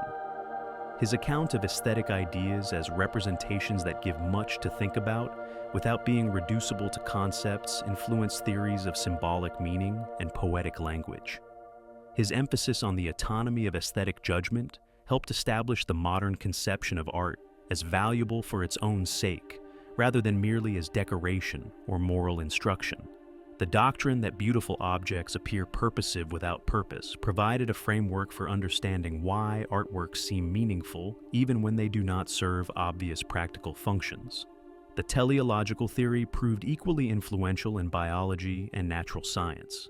Kant's analysis of organisms as natural purposes that cannot be fully explained by mechanical causation anticipated later developments in biology and systems theory. His argument that teleological judgment is regulative rather than constitutive provided a way of accommodating purposive explanation within a mechanistic worldview. This approach influenced figures like Darwin, who saw natural selection as providing a mechanical explanation for apparent design in nature. Contemporary systems biology employs concepts of self-organization and circular causality that parallel Kant's analysis of organisms as natural purposes.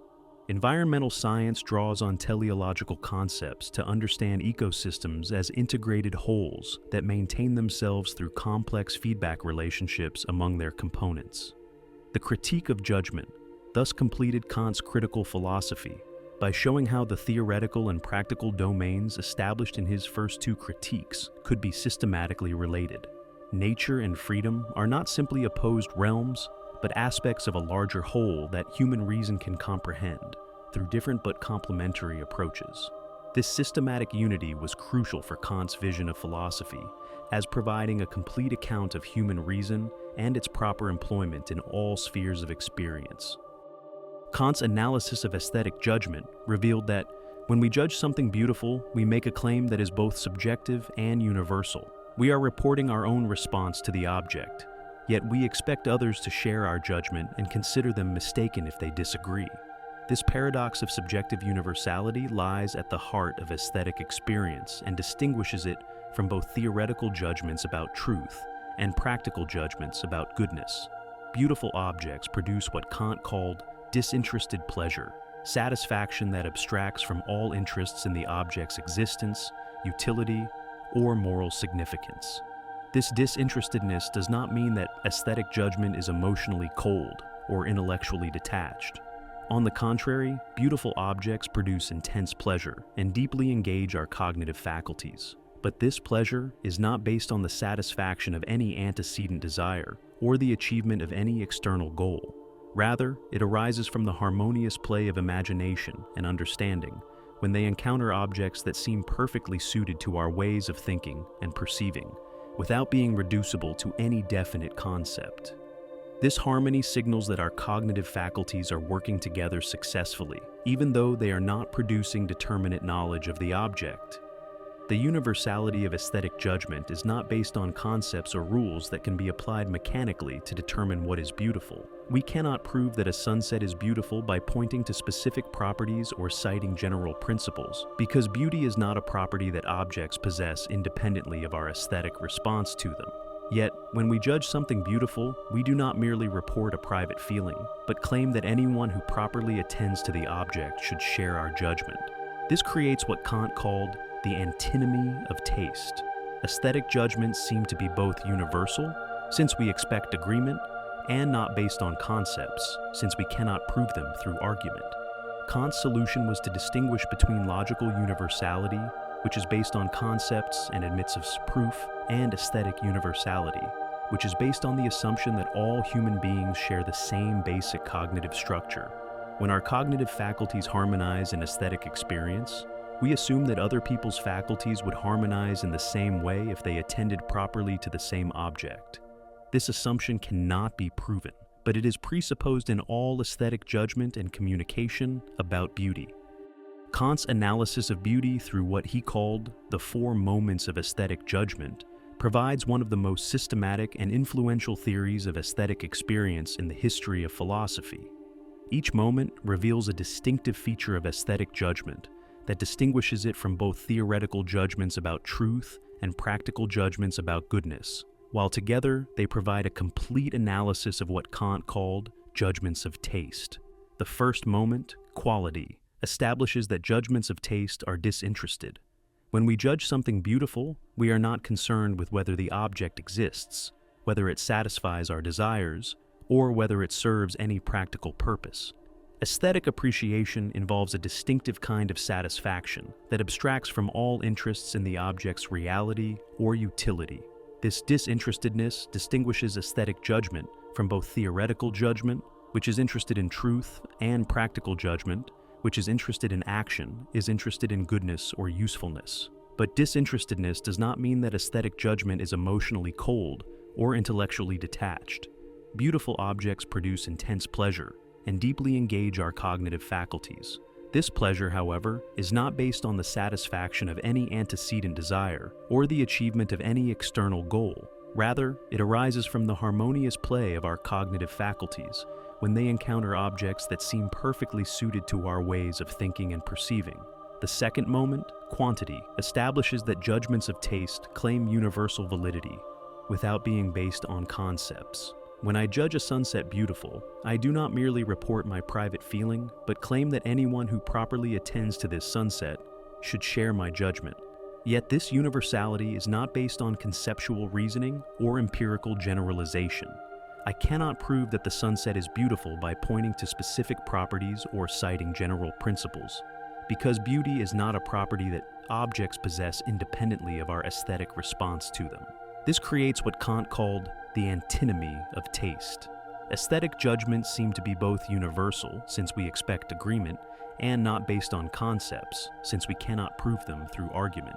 Kant's solution was to distinguish between logical universality, which is based on concepts and admits of proof, and aesthetic universality, which is based on the assumption that all human beings share the same basic cognitive structure.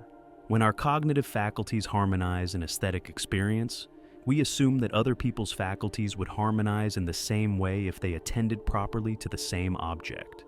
This assumption cannot be proven through argument, but it is presupposed in all aesthetic judgment and underlies our ability to communicate about beauty and engage in aesthetic education. The third moment, relation, introduces Kant's famous doctrine of purposiveness without purpose. Beautiful objects appear to be designed with some end in view, yet we cannot specify what that purpose might be. A flower seems perfectly organized and complete, as if every part contributed to some overall design. Yet we cannot say what the flower is designed to accomplish beyond its own self-presentation as a beautiful object. This appearance of purposiveness triggers the harmonious play of imagination and understanding that constitutes aesthetic experience. Imagination presents the object in intuition, while understanding seeks to comprehend it through concepts, but neither faculty succeeds in completely determining the object. This productive tension between the faculties creates the dynamic harmony that we experience as beauty. Kant distinguished between free beauty and adherent beauty based on whether we judge objects with or without concepts of their purpose. Free beauty is found in objects that we appreciate purely aesthetically, without thinking about what they are supposed to do or represent. Flowers, abstract designs, and pure instrumental music exemplify free beauty because we can appreciate them without conceptual knowledge of their functions or meanings. Adherent beauty is found in objects that we judge beautiful while also thinking about their purposes, such as churches, palaces, or representational artworks. Our aesthetic judgment of such objects is influenced by our understanding of what they are supposed to accomplish, which can either enhance or diminish our aesthetic appreciation, depending on how well they fulfill their purposes. The fourth moment, modality, establishes that judgments of taste involve a kind of necessity. When I judge something beautiful, I do not think that others merely could or should agree with me, but that they must agree if they are judging properly.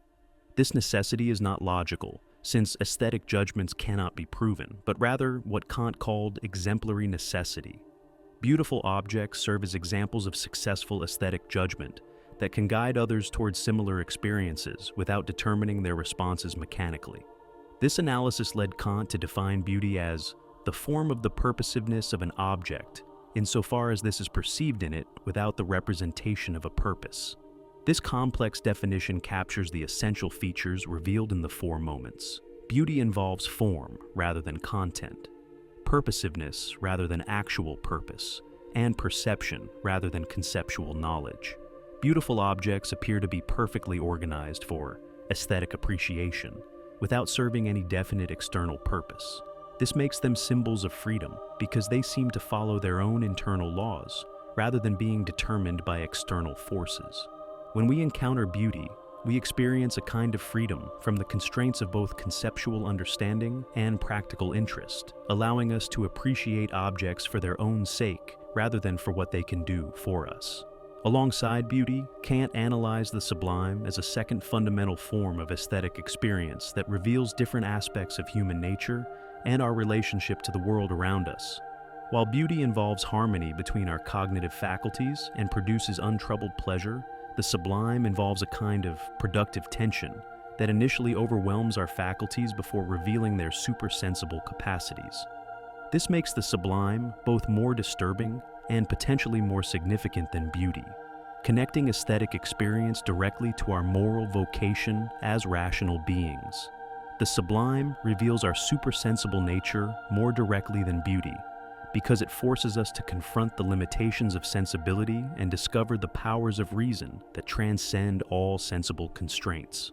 Kant distinguished two forms of the sublime, the mathematical sublime and the dynamical sublime. The mathematical sublime occurs when we encounter objects or magnitudes that exceed our capacity for sensible comprehension.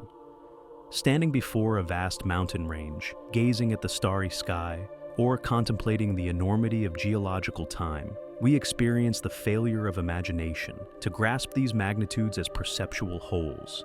Yet this failure leads to awareness of reason's capacity to think infinities that cannot be sensibly presented, revealing our supersensible nature as rational beings. While imagination cannot present infinite spatial or temporal magnitudes, reason can think the concepts of infinite space and time and recognize their necessity for mathematics and metaphysics. The dynamical sublime occurs when we encounter natural forces that dwarf our physical power and threaten our existence as sensible beings. Violent storms, volcanic eruptions, raging seas, or powerful waterfalls can produce sublime experience when we observe them from positions of relative safety. The might of nature makes us aware of our physical weakness and vulnerability, but this awareness leads to recognition of our moral strength as beings capable of resisting natural domination through reason and duty. We discover that we are greater than nature in our capacity for moral action, even though we are smaller than nature in our physical existence. The sublime thus reveals both our dependence on nature as sensible beings and our independence from nature as moral agents. Both forms of the sublime involve what Kant called a rapid succession of repulsion and attraction toward the same object. Initially, overwhelming magnitude or power repels us by exceeding our cognitive or physical capacities. But this repulsion quickly transforms into attraction as we become aware of our supersensible faculties that are not limited by sensible constraints.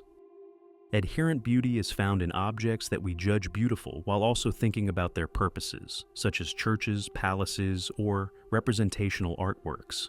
Our aesthetic judgment of such objects is influenced by our understanding of what they are supposed to accomplish, which can either enhance or diminish our aesthetic appreciation, depending on how well they fulfill their purposes.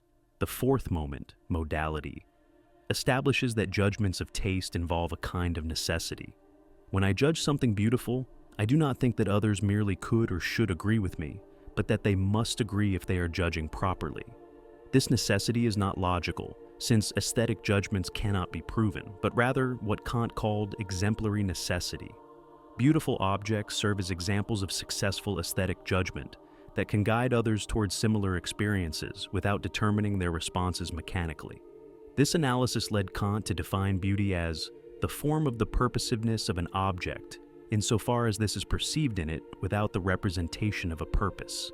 This complex definition captures the essential features revealed in the four moments. Beauty involves form rather than content, purposiveness rather than actual purpose, and perception rather than conceptual knowledge. Beautiful objects appear to be perfectly organized for aesthetic appreciation, without serving any definite external purpose. This makes them symbols of freedom because they seem to follow their own internal laws rather than being determined by external forces. When we encounter beauty, we experience a kind of freedom from the constraints of both conceptual understanding and practical interest, allowing us to appreciate objects for their own sake rather than for what they can do for us. Alongside beauty, Kant analyzed the sublime as a second fundamental form of aesthetic experience that reveals different aspects of human nature and our relationship to the world around us. While beauty involves harmony between our cognitive faculties and produces untroubled pleasure, the sublime involves a kind of productive tension that initially overwhelms our faculties before revealing their supersensible capacities. This makes the sublime both more disturbing and potentially more significant than beauty, connecting aesthetic experience directly to our moral vocation as rational beings. The sublime reveals our supersensible nature more directly than beauty, because it forces us to confront the limitations of sensibility and discover the powers of reason that transcend all sensible constraints. Kant distinguished two forms of the sublime, the mathematical sublime and the dynamical sublime. The mathematical sublime occurs when we encounter objects or magnitudes that exceed our capacity for sensible comprehension. Standing before a vast mountain range, gazing at the starry sky, or contemplating the enormity of geological time, we experience the failure of imagination to grasp these magnitudes as perceptual wholes. Yet this failure leads to awareness of reason's capacity to think infinities that cannot be sensibly presented, revealing our supersensible nature as rational beings. While imagination cannot present infinite spatial or temporal magnitudes, reason can think the concepts of infinite space and time and recognize their necessity for mathematics and metaphysics. The dynamical sublime occurs when we encounter natural forces that dwarf our physical power and threaten our existence as sensible beings. Violent storms, volcanic eruptions, raging seas, or powerful waterfalls can produce sublime experience when we observe them from positions of relative safety. The might of nature makes us aware of our physical weakness and vulnerability, but this awareness leads to recognition of our moral strength as beings capable of resisting natural domination through reason and duty. We discover that we are greater than nature in our capacity for moral action, even though we are smaller than nature in our physical existence. The sublime thus reveals both our dependence on nature as sensible beings and our independence from nature as moral agents. Both forms of the sublime involve what Kant called a rapid succession of repulsion and attraction toward the same object. Initially, overwhelming magnitude or power repels us by exceeding our cognitive or physical capacities. But this repulsion quickly transforms into attraction as we become aware of our supersensible faculties that are not limited by sensible constraints.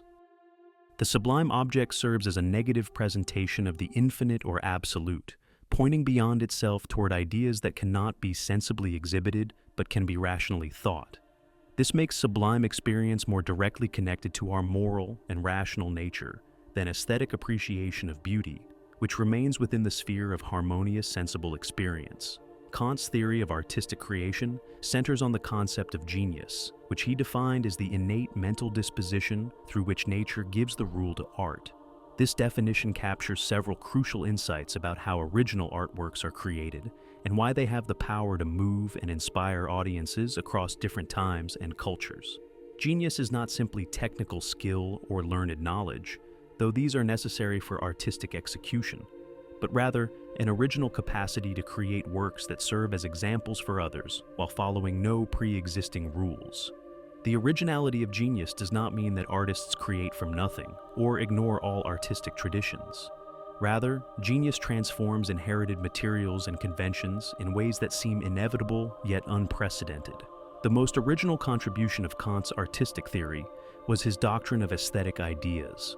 An aesthetic idea is a representation of imagination that gives much to think about without any definite concept being adequate to it. Unlike rational ideas, which are concepts to which no adequate intuition can be given, aesthetic ideas are intuitions to which no adequate concept corresponds. Aesthetic ideas enable art to express what cannot be said directly through conceptual language. A poem about love does not simply describe the concept of love, but creates images and associations that evoke aspects of loving experience that cannot be captured in abstract definitions. A painting of a landscape does not merely represent a particular place, but expresses attitudes toward nature, time, and human existence that resist conceptual formulation. The creation of aesthetic ideas requires what Kant called the aesthetic attributes that genius adds to logical attributes in artistic representation. When an artist depicts an eagle, the logical attributes are those that make it recognizable as an eagle rather than some other bird. But the aesthetic attributes are the additional features that evoke associations with power, freedom, nobility, or other ideas that expand our understanding beyond the mere concept of eagle. These aesthetic attributes are what give artworks their capacity to communicate more than they literally represent. They enable art to engage both emotional and intellectual responses without being reducible to either feeling or concept, and they explain how artistic communication transcends the ordinary limitations of language while remaining grounded in shared human experience and cultural tradition. The second half of the Critique of Judgment develops Kant's theory of teleological judgment, which addresses how we understand living beings and natural systems that seem to exhibit internal purposiveness. This investigation emerged from Kant's recognition that mechanical explanation, while necessary for scientific understanding, seems insufficient to account for the organization and behavior of living organisms. Yet, we cannot simply invoke divine design or vital forces without violating the methodological constraints that make natural science possible. Teleological judgment provides a way of thinking about biological phenomena that supplements mechanical explanation without contradicting it. Kant defined a natural purpose as a being that is both cause and effect of itself in a specific sense. In an organism, each part exists for the sake of the other parts and the whole, while the whole exists for the sake of the parts. A tree produces leaves that enable photosynthesis, which nourishes the roots, which support the trunk, which enables the production of more leaves. This circular causality cannot be understood through simple mechanical models where causes precede effects in linear sequence. Instead, it requires teleological concepts that recognize the mutual dependence of parts and wholes in self-organizing systems. The problem of biological explanation had troubled philosophers and scientists throughout the 18th century. Mechanistic approaches tried to explain all natural phenomena through the motion of matter according to universal laws, following the model of physics and chemistry. But living beings seem to exhibit forms of organization and behavior that resist purely mechanical explanation. They reproduce themselves, maintain their organization despite constant material flux, develop according to internal principles, and respond adaptively to environmental changes. These capacities seem to require some form of purposive causation that goes beyond mechanical interaction. Kant's solution was to argue that teleological judgment is regulative rather than constitutive. We cannot determine objectively that organisms really are natural purposes, since this would require knowledge of things in themselves that transcends possible experience. But we must judge them as if they were natural purposes in order to investigate and understand their distinctive properties. This teleological approach guides empirical research without making metaphysical claims about the ultimate nature of life or the existence of non-mechanical causes in nature. The regulative character of teleological judgment means that it supplements rather than replaces mechanical explanation. Scientists should pursue mechanical accounts of biological phenomena as far as possible, since these provide the most rigorous and predictive forms of natural knowledge. But when mechanical models prove inadequate, teleological concepts can guide further investigation and suggest new experimental approaches. This methodological pluralism allows for the coexistence of different explanatory strategies without reducing all biological phenomena to purely mechanical processes. Kant's analysis of organisms led him to formulate what he called the antinomy of teleological judgment. The thesis states that all production of material things and their forms must be judged as possible according to merely mechanical laws. The antithesis states that some products of material nature cannot be judged as possible according to merely mechanical laws alone. Both claims seem necessary, the first for maintaining scientific methodology, the second for accounting for the distinctive features of living beings. The solution to this antinomy depends on distinguishing between determinate and reflective judgment. Determinate judgment, which operates according to mechanical principles, provides constitutive knowledge of natural phenomena insofar as they can be subsumed under universal laws. Reflective judgment, which operates according to teleological principles, provides regulative guidance for investigating phenomena that seem to exceed purely mechanical explanation. Both approaches are necessary for complete understanding of nature, but they operate at different levels and serve different functions in scientific inquiry. This methodological approach had important implications for biological science in Kant's time and beyond. It suggested that biologists should not abandon mechanical explanation in favor of vitalistic theories that invoke non-physical forces or substances. But it also recognized that purely reductionist approaches might miss essential features of biological organization and development. The challenge for biological science is to develop mechanical explanations that can account for the apparent purposiveness of living systems without invoking purposes as efficient causes. This remains a central issue in contemporary biology, where questions about emergence, self-organization, and systems-level properties continue to challenge purely reductionist approaches. Kant's teleological theory also addressed broader questions about the systematic unity of nature. If the natural world consists entirely of mechanical interactions among material particles, how can it give rise to the coherent, law-governed phenomena that science investigates? Teleological judgment suggests that nature exhibits a kind of purposiveness that makes systematic scientific knowledge possible, even though we cannot determine objectively whether this purposiveness reflects actual design or is merely a regulative principle of human reason. This purposiveness enables us to classify natural phenomena into hierarchical systems and discover empirical laws that unify diverse observations under general principles. When we assume that nature forms a unified system of laws and classify objects into natural kinds, we implicitly employ teleological principles that go beyond what mechanical explanation alone can provide. This does not mean that nature is actually designed for human understanding, but rather that we must approach it as if it were systematically organized in order to make scientific progress possible. Teleological judgment thus plays a fundamental role in enabling the transition from transcendental principles to empirical knowledge, from the most general conditions of experience to the specific concepts and laws needed for detailed investigation of natural phenomena. The doctrine of natural purposiveness extends beyond biology to encompass the entire project of empirical science. The assumption that natural phenomena can be classified into species and genera, that empirical laws exist to be discovered, that nature exhibits systematic connections that human reason can comprehend. All these presuppositions of scientific investigation involve teleological thinking that goes beyond what purely mechanical explanation can justify. Kant's biological philosophy influenced subsequent developments in evolutionary theory and systems biology. Charles Darwin acknowledged reading Kant and appreciated his emphasis on the need for scientific rather than theological explanations of apparent design in nature. Darwin's theory of natural selection can be seen as providing the kind of mechanical explanation for biological purposiveness that Kant had called for. Contemporary systems biology employs concepts of self-organization and circular causality that parallel Kant's analysis of organisms as natural purposes. Environmental science draws on teleological concepts to understand ecosystems as integrated wholes that maintain themselves through complex feedback relationships among their components. The teleological theory also connects to contemporary debates about reductionism and emergence in science.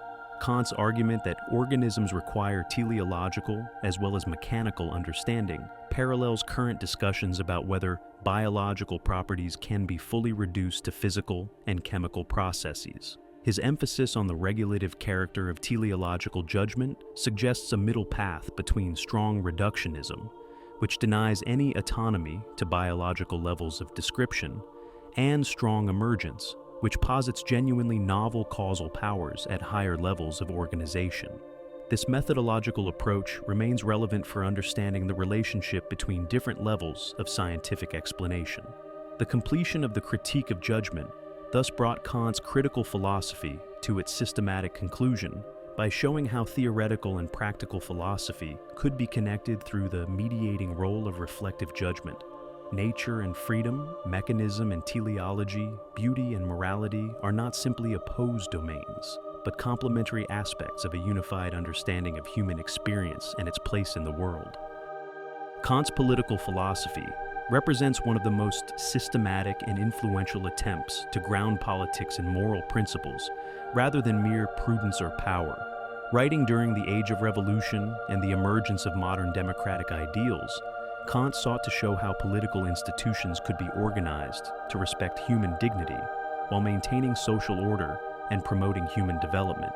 His approach characteristically emphasizes the primacy of right over mere expediency and the importance of constitutional structures that limit arbitrary power through law. The foundation of Kant's political theory lies in his conception of innate right to freedom. Every human being possesses by nature the right to independence from the constraining will of others, so far as this independence can coexist with the freedom of everyone else according to a universal law. This original right is not granted by society or government, but belongs to individuals simply by virtue of their humanity. Political institutions are legitimate only insofar as they protect and promote this fundamental freedom rather than restricting it arbitrarily. This makes Kant's political philosophy a form of liberal constitutionalism that emphasizes individual rights while recognizing the need for collective institutions to secure those rights. From this foundation, Kant derived what he called the Republican Constitution as the only form of government consistent with human dignity and moral principles. Republicanism requires three essential features: freedom for all members of society as human beings, equality before the law as subjects, and independence as citizens participating in legislation. These principles rule out both despotism, where one person rules without law, and direct democracy, where the majority can tyrannize minorities without constitutional constraint. True republicanism requires representative government, separation of powers, and constitutional protection of individual rights. Kant distinguished sharply between the form of government and the form of administration. The form of government concerns who holds sovereign power: one person in autocracy, few people in aristocracy, or all people in democracy. The form of administration concerns how power is exercised: despotically, without separation of powers, or republicanly with constitutional constraints. Kant argued that republicanism is compatible with different forms of government, though democracy tends toward despotism because it easily violates the separation between legislative and executive powers. The key insight is that the manner of governing matters more than who governs, and that constitutional limits on power are more important than the particular distribution of political authority. The transition from the state of nature to civil society represents a moral imperative rather than merely a prudential choice.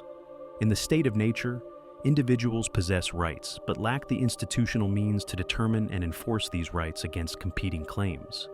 This creates a condition of inevitable conflict, where even well-intentioned people cannot be secure in their rights. The establishment of civil constitution with legislative, executive, and judicial powers is therefore a duty that rational beings owe to themselves and others. This is not a historical claim about how governments actually originated, but a rational reconstruction of why political authority is necessary and what makes it legitimate. Kant's most famous contribution to political philosophy is his essay, Toward Perpetual Peace, which outlines the conditions necessary for ending war between nations. This work has been enormously influential in international relations theory and has inspired practical efforts to create international institutions for maintaining peace. He proposed 6 preliminary articles for peace between states, including the abolition of standing armies, the prohibition of interference in the internal affairs of other states, and the gradual elimination of national debts used to finance wars. These preliminary measures are designed to remove the immediate causes of international conflict and create conditions favorable to lasting peace. The preliminary articles reflect Kant's insight that the causes of war often lie in the internal structure of states rather than in external conflicts of interest. Standing armies create military-industrial complexes that benefit from continued conflict. Secret treaties and diplomatic deception undermine the trust necessary for peaceful relations. National debts incurred for military purposes create financial incentives for conquest and plunder. By addressing these structural causes of war, the preliminary articles would create conditions where peaceful resolution of disputes becomes more attractive than military solutions. This represents a characteristically Kantian approach that looks for systematic, rather than merely ad hoc solutions to political problems. The definitive articles for perpetual peace establish 3 fundamental principles for international relations. First, the civil constitution of every state should be republican, ensuring that decisions about war and peace are made by those who will bear their consequences, rather than by rulers who can impose costs on others. This reflects Kant's conviction that republican government makes war less likely, because citizens who bear the costs of military conflict are reluctant to approve aggressive policies that benefit only their rulers. Democratic peace theory in contemporary international relations builds on this Kantian insight about the connection between domestic political structure and international behavior. Second, the right of nations should be based on a federation of free states that resolves disputes through law, rather than force. This federation would not be a world government that eliminates national sovereignty, but rather a voluntary association of republican states committed to settling disputes peacefully. Each nation would retain internal autonomy while accepting external constraints on its ability to threaten other nations. This represents an extension of social contract theory, from individuals to states, arguing that nations, like individuals, must leave the state of nature and submit to legal institutions for resolving conflicts. Third, cosmopolitan rights should be limited to conditions of universal hospitality, protecting the rights of individuals to travel and engage in peaceful commerce across national boundaries. This does not establish a right to unlimited immigration or global redistribution of wealth, but it does protect basic rights of visitors and refugees while prohibiting the kind of colonial exploitation that characterized European expansion in Kant's time. The cosmopolitan dimension of Kant's political philosophy reflects his conviction that all human beings belong to a single moral community, despite their division into separate political societies.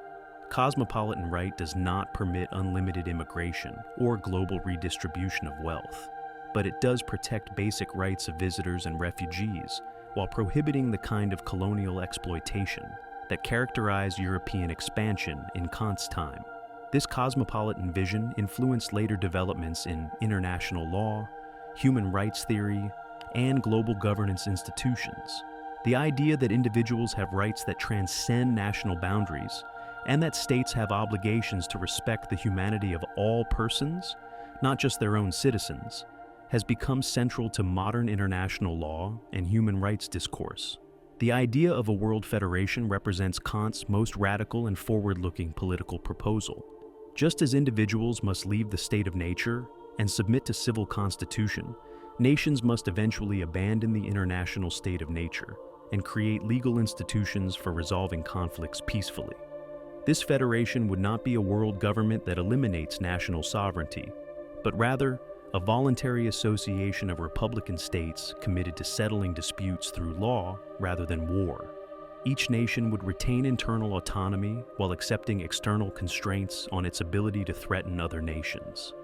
This represents an extension of social contract theory from individuals to states, arguing that nations, like individuals, must leave the state of nature and submit to legal institutions for resolving conflicts. Kant argued that perpetual peace is not merely a pious hope, but a practical possibility supported by three powerful forces. First, republican constitutions make war less likely because citizens who bear its costs are reluctant to approve military adventures that benefit only their rulers. Second, commercial interdependence creates incentives for peaceful cooperation by making war economically costly for all parties. Third, the gradual spread of enlightenment increases mutual understanding and respect among peoples, reducing the cultural misunderstandings that often lead to conflict. These three forces, republican government, commercial relations, and enlightenment, work together to make peace more attractive than war over time. This does not guarantee that peace will be achieved automatically, but it suggests that historical development tends toward greater cooperation and less conflict as human societies become more rational and interconnected. Kant's political writings also address questions of civil disobedience, revolution, and political reform. He generally opposed revolution as a violation of the social contract that destroys the legal order necessary for protecting rights. Revolution creates a state of nature where might makes right, and even successful revolutions often lead to tyranny worse than the governments they replace. But Kant supported gradual reform through constitutional processes and argued that rulers have duties to govern according to principles that promote human dignity and development. This position reflects his emphasis on the rule of law as the foundation of legitimate political authority, rather than the mere will of rulers or the immediate desires of the people. The influence of Kant's political philosophy extends far beyond academic theory to practical institutions and movements. The founders of the United Nations drew explicitly on Kantian ideas about international federation and collective security. The UN Charter's emphasis on sovereign equality, peaceful settlement of disputes, and collective action against aggression reflects Kantian themes about the need for legal institutions to replace the international state of nature. Human rights declarations reflect Kantian themes about human dignity and universal moral principles. The idea that all persons possess inherent rights simply by virtue of their humanity, that these rights cannot be legitimately violated by any political authority, and that the international community has obligations to protect these rights, all derive from Kant's moral and political philosophy. Contemporary democratic theory continues to grapple with Kantian questions about the relationship between individual liberty and collective self-determination, the tension between majority rule and minority rights, the proper scope of government authority, and the conditions necessary for legitimate political authority, all remain central issues in democratic theory and practice. Environmental governance increasingly employs Kantian approaches to global problems that transcend national boundaries while affecting all humanity. Climate change, biodiversity loss, and pollution control require the kind of international cooperation and legal institutions that Kant envisioned for maintaining peace. The principle that individual nations cannot legitimately impose environmental costs on others reflects the cosmopolitan dimension of Kant's political thought. In his essay, Religion Within the Boundaries of Mere Reason, Kant attempted to show how traditional religious beliefs could be rationally reconstructed without either dogmatic theology or skeptical dismissal. This work represents his most systematic effort to address the relationship between moral philosophy and religious faith, demonstrating how practical reason can support religious hope while maintaining the critical limitations established in theoretical philosophy. Kant sought to preserve the essential content of religious belief while grounding it in moral experience rather than theoretical speculation or historical revelation. The central question of religion, according to Kant, is whether human beings can become morally worthy of happiness despite their natural propensity to evil. This question cannot be answered through theoretical knowledge because it concerns the supersensible ground of moral character that lies beyond possible experience. But practical reason necessarily raises this question because moral action aims at the highest good, which requires the eventual harmony of virtue and happiness. Religion addresses this practical need by providing hope that moral effort will ultimately be meaningful and successful, even when immediate experience suggests that virtue often goes unrewarded while vice prospers. Kant's analysis of human nature reveals what he called the radical evil that characterizes all finite rational beings. This evil is not the corruption of originally pure nature, but rather the inevitable tendency to subordinate moral duty to self-love when the two conflict. Unlike original sin in traditional Christian theology, Kantian radical evil is not inherited guilt, but rather the universal human propensity to rationalize selfish behavior and avoid the full demands of moral obligation. This evil is radical because it affects the very root of moral choice, the fundamental maxim that determines how we prioritize duty and inclination when they conflict. But it is not total because humans retain the capacity to choose duty over inclination, to act from respect for the moral law rather than from self-interest. The reality of moral obligation itself proves that we are capable of overcoming evil, even if we rarely achieve perfect virtue. The possibility of moral regeneration requires what Kant called a revolution in moral disposition that cannot be achieved through gradual reform alone. Because evil affects the fundamental maxim that determines how we choose between duty and self-interest, overcoming evil requires a complete reorientation of moral character rather than merely changing particular behaviors. This moral rebirth must be freely chosen by each individual, since moral worth depends on autonomous choice rather than external compulsion. Yet it also seems to require assistance that transcends merely human resources, given the depth of the corruption that affects our moral motivation. Religion addresses this paradox by postulating divine grace that supplements but does not replace human moral effort. The concept of grace in Kant's religious philosophy differs significantly from traditional theological conceptions. Divine grace does not override human freedom or provide salvation independently of moral effort. Rather, it represents the hope that sincere moral striving will be rewarded with the assistance necessary for moral progress, even when such progress seems beyond purely human capacity. This grace cannot be earned through works or guaranteed through faith, but it can be hoped for by those who genuinely commit themselves to moral improvement. The hope for grace encourages moral effort without making it less necessary, and it provides comfort in the face of moral failure without excusing continued wrongdoing. Kant interpreted traditional Christian doctrines as symbols of moral truths rather than historical facts requiring literal belief. The Incarnation represents the ideal of moral perfection that serves as an archetype for human moral development. This ideal is not merely a human achievement, but a divine human reality that shows both what we ought to become and what we can become with divine assistance. The atonement symbolizes the possibility that past moral failures can be overcome through genuine conversion to virtue.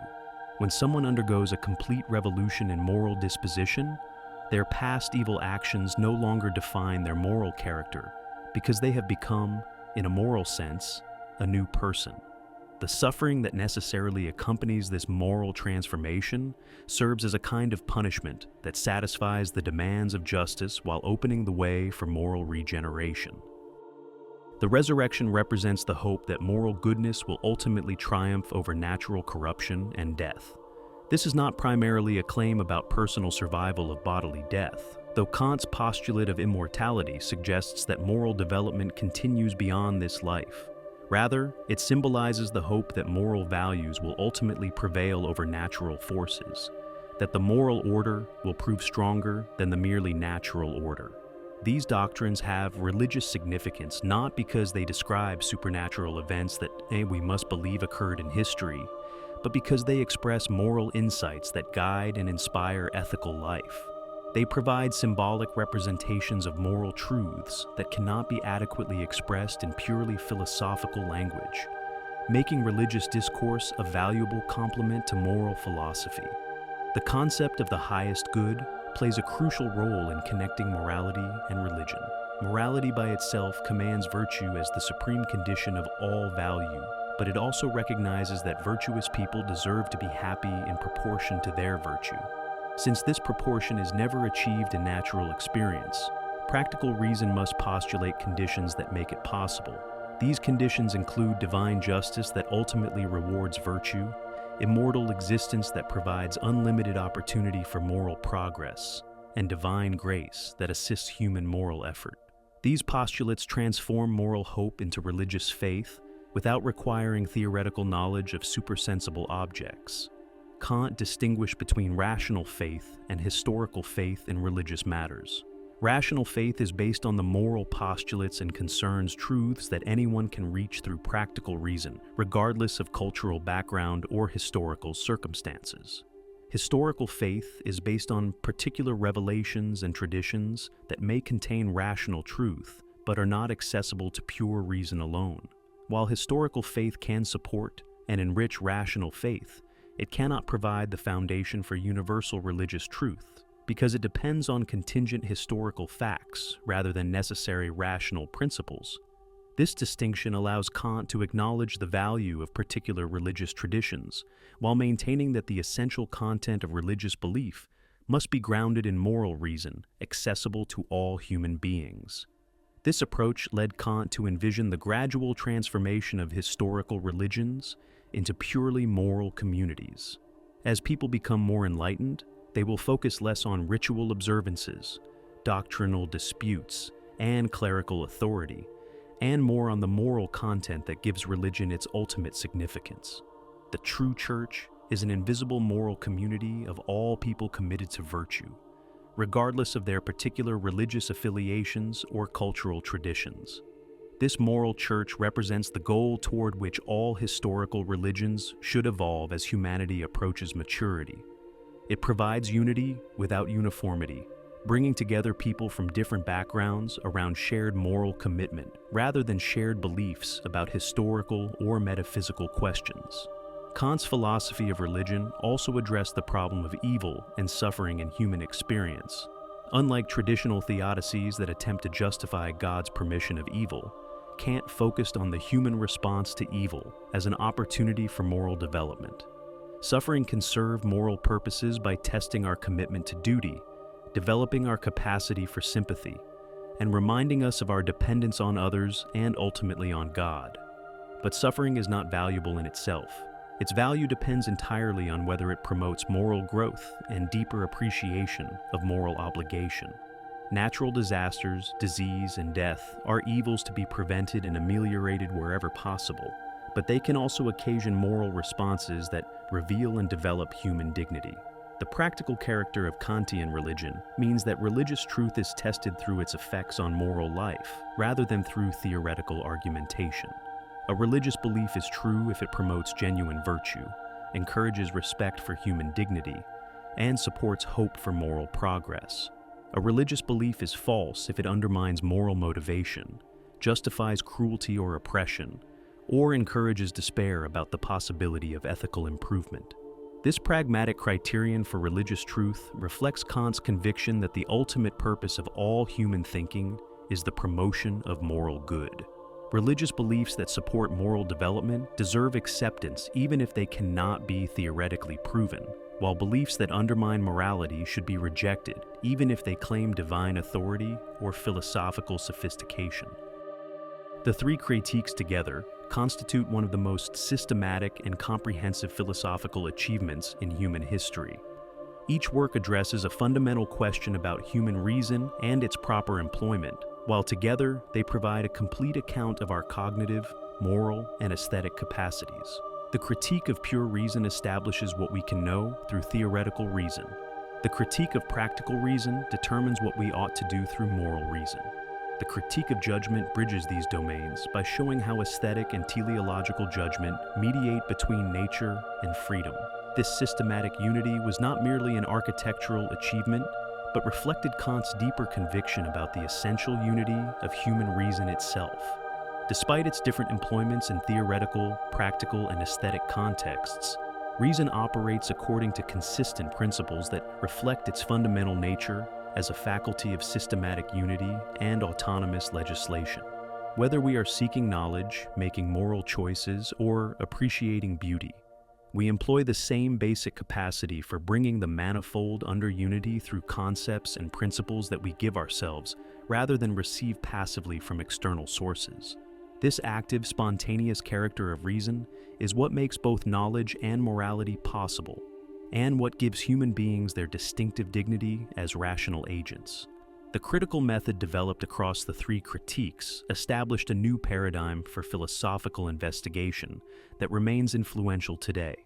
Instead of beginning with assumptions about the nature of reality and attempting to derive the conditions of knowledge and action, Kant began with analysis of the actual capacities and limitations of human reason itself.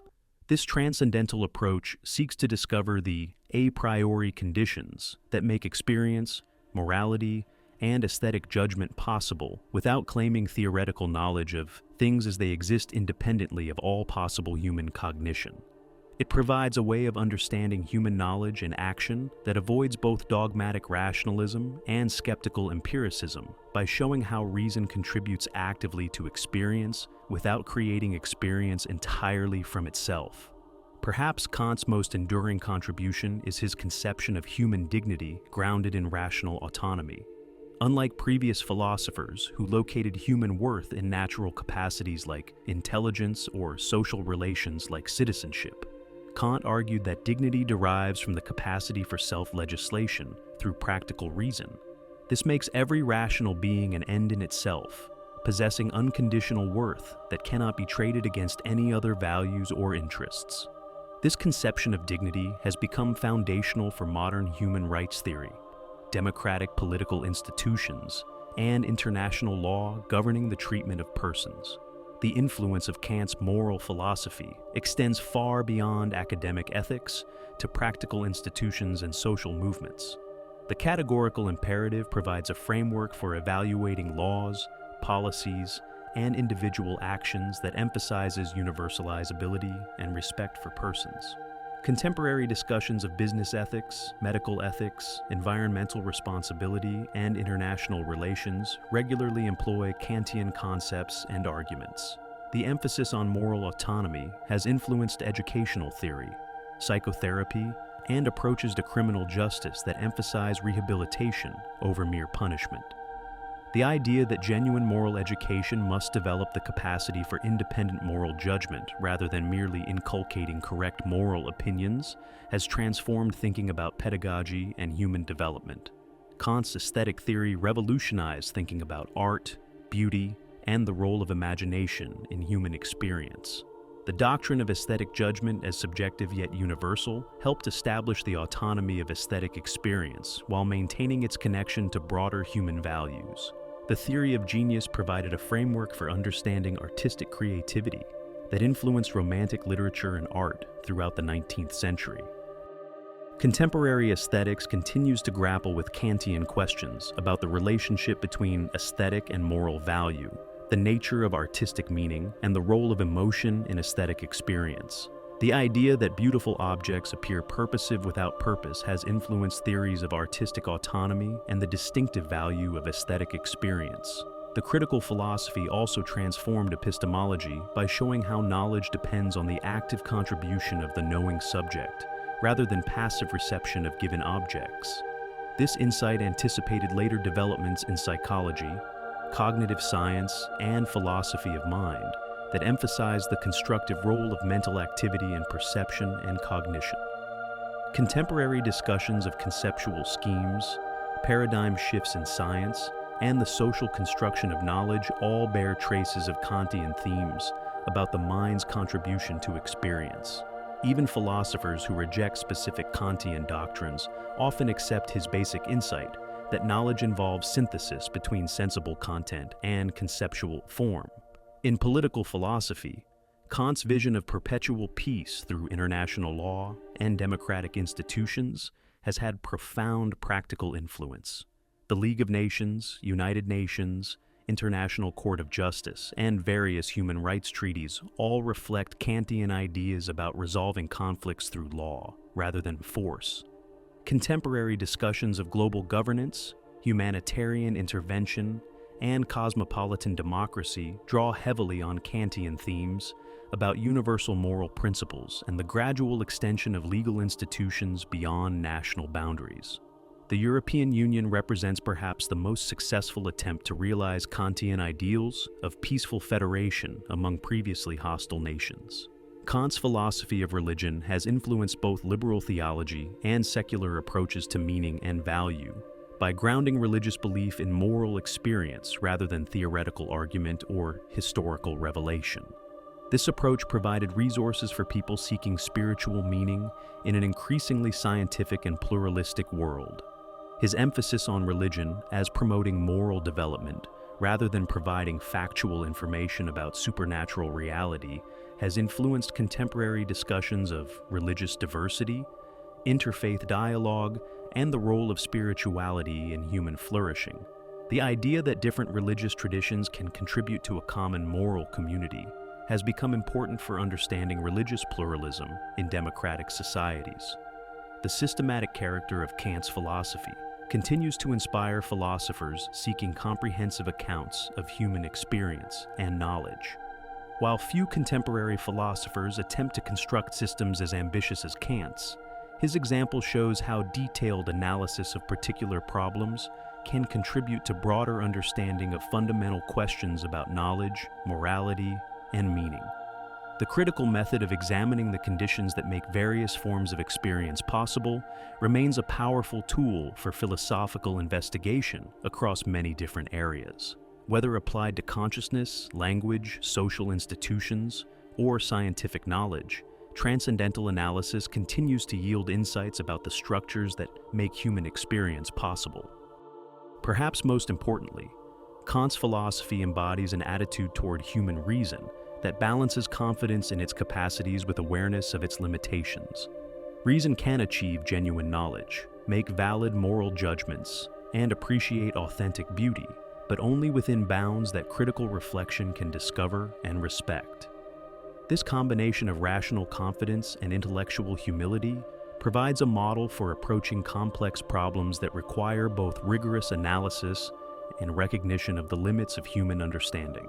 In an age of both unprecedented scientific knowledge and persistent global challenges, Kant's example of critical reason remains as relevant and inspiring as it was over 2 centuries ago. The questions Kant asked, "What can I know? What ought I to do? What may I hope? What is the human being?" remain central to human self-understanding. His systematic attempt to answer these questions through critical analysis of reason itself established new standards for philosophical rigor and comprehensiveness. Whether one accepts or rejects his specific conclusions, anyone seriously engaged with fundamental questions about knowledge, morality, beauty, politics, or religion must grapple with the problems Kant identified and the methods he developed for addressing them.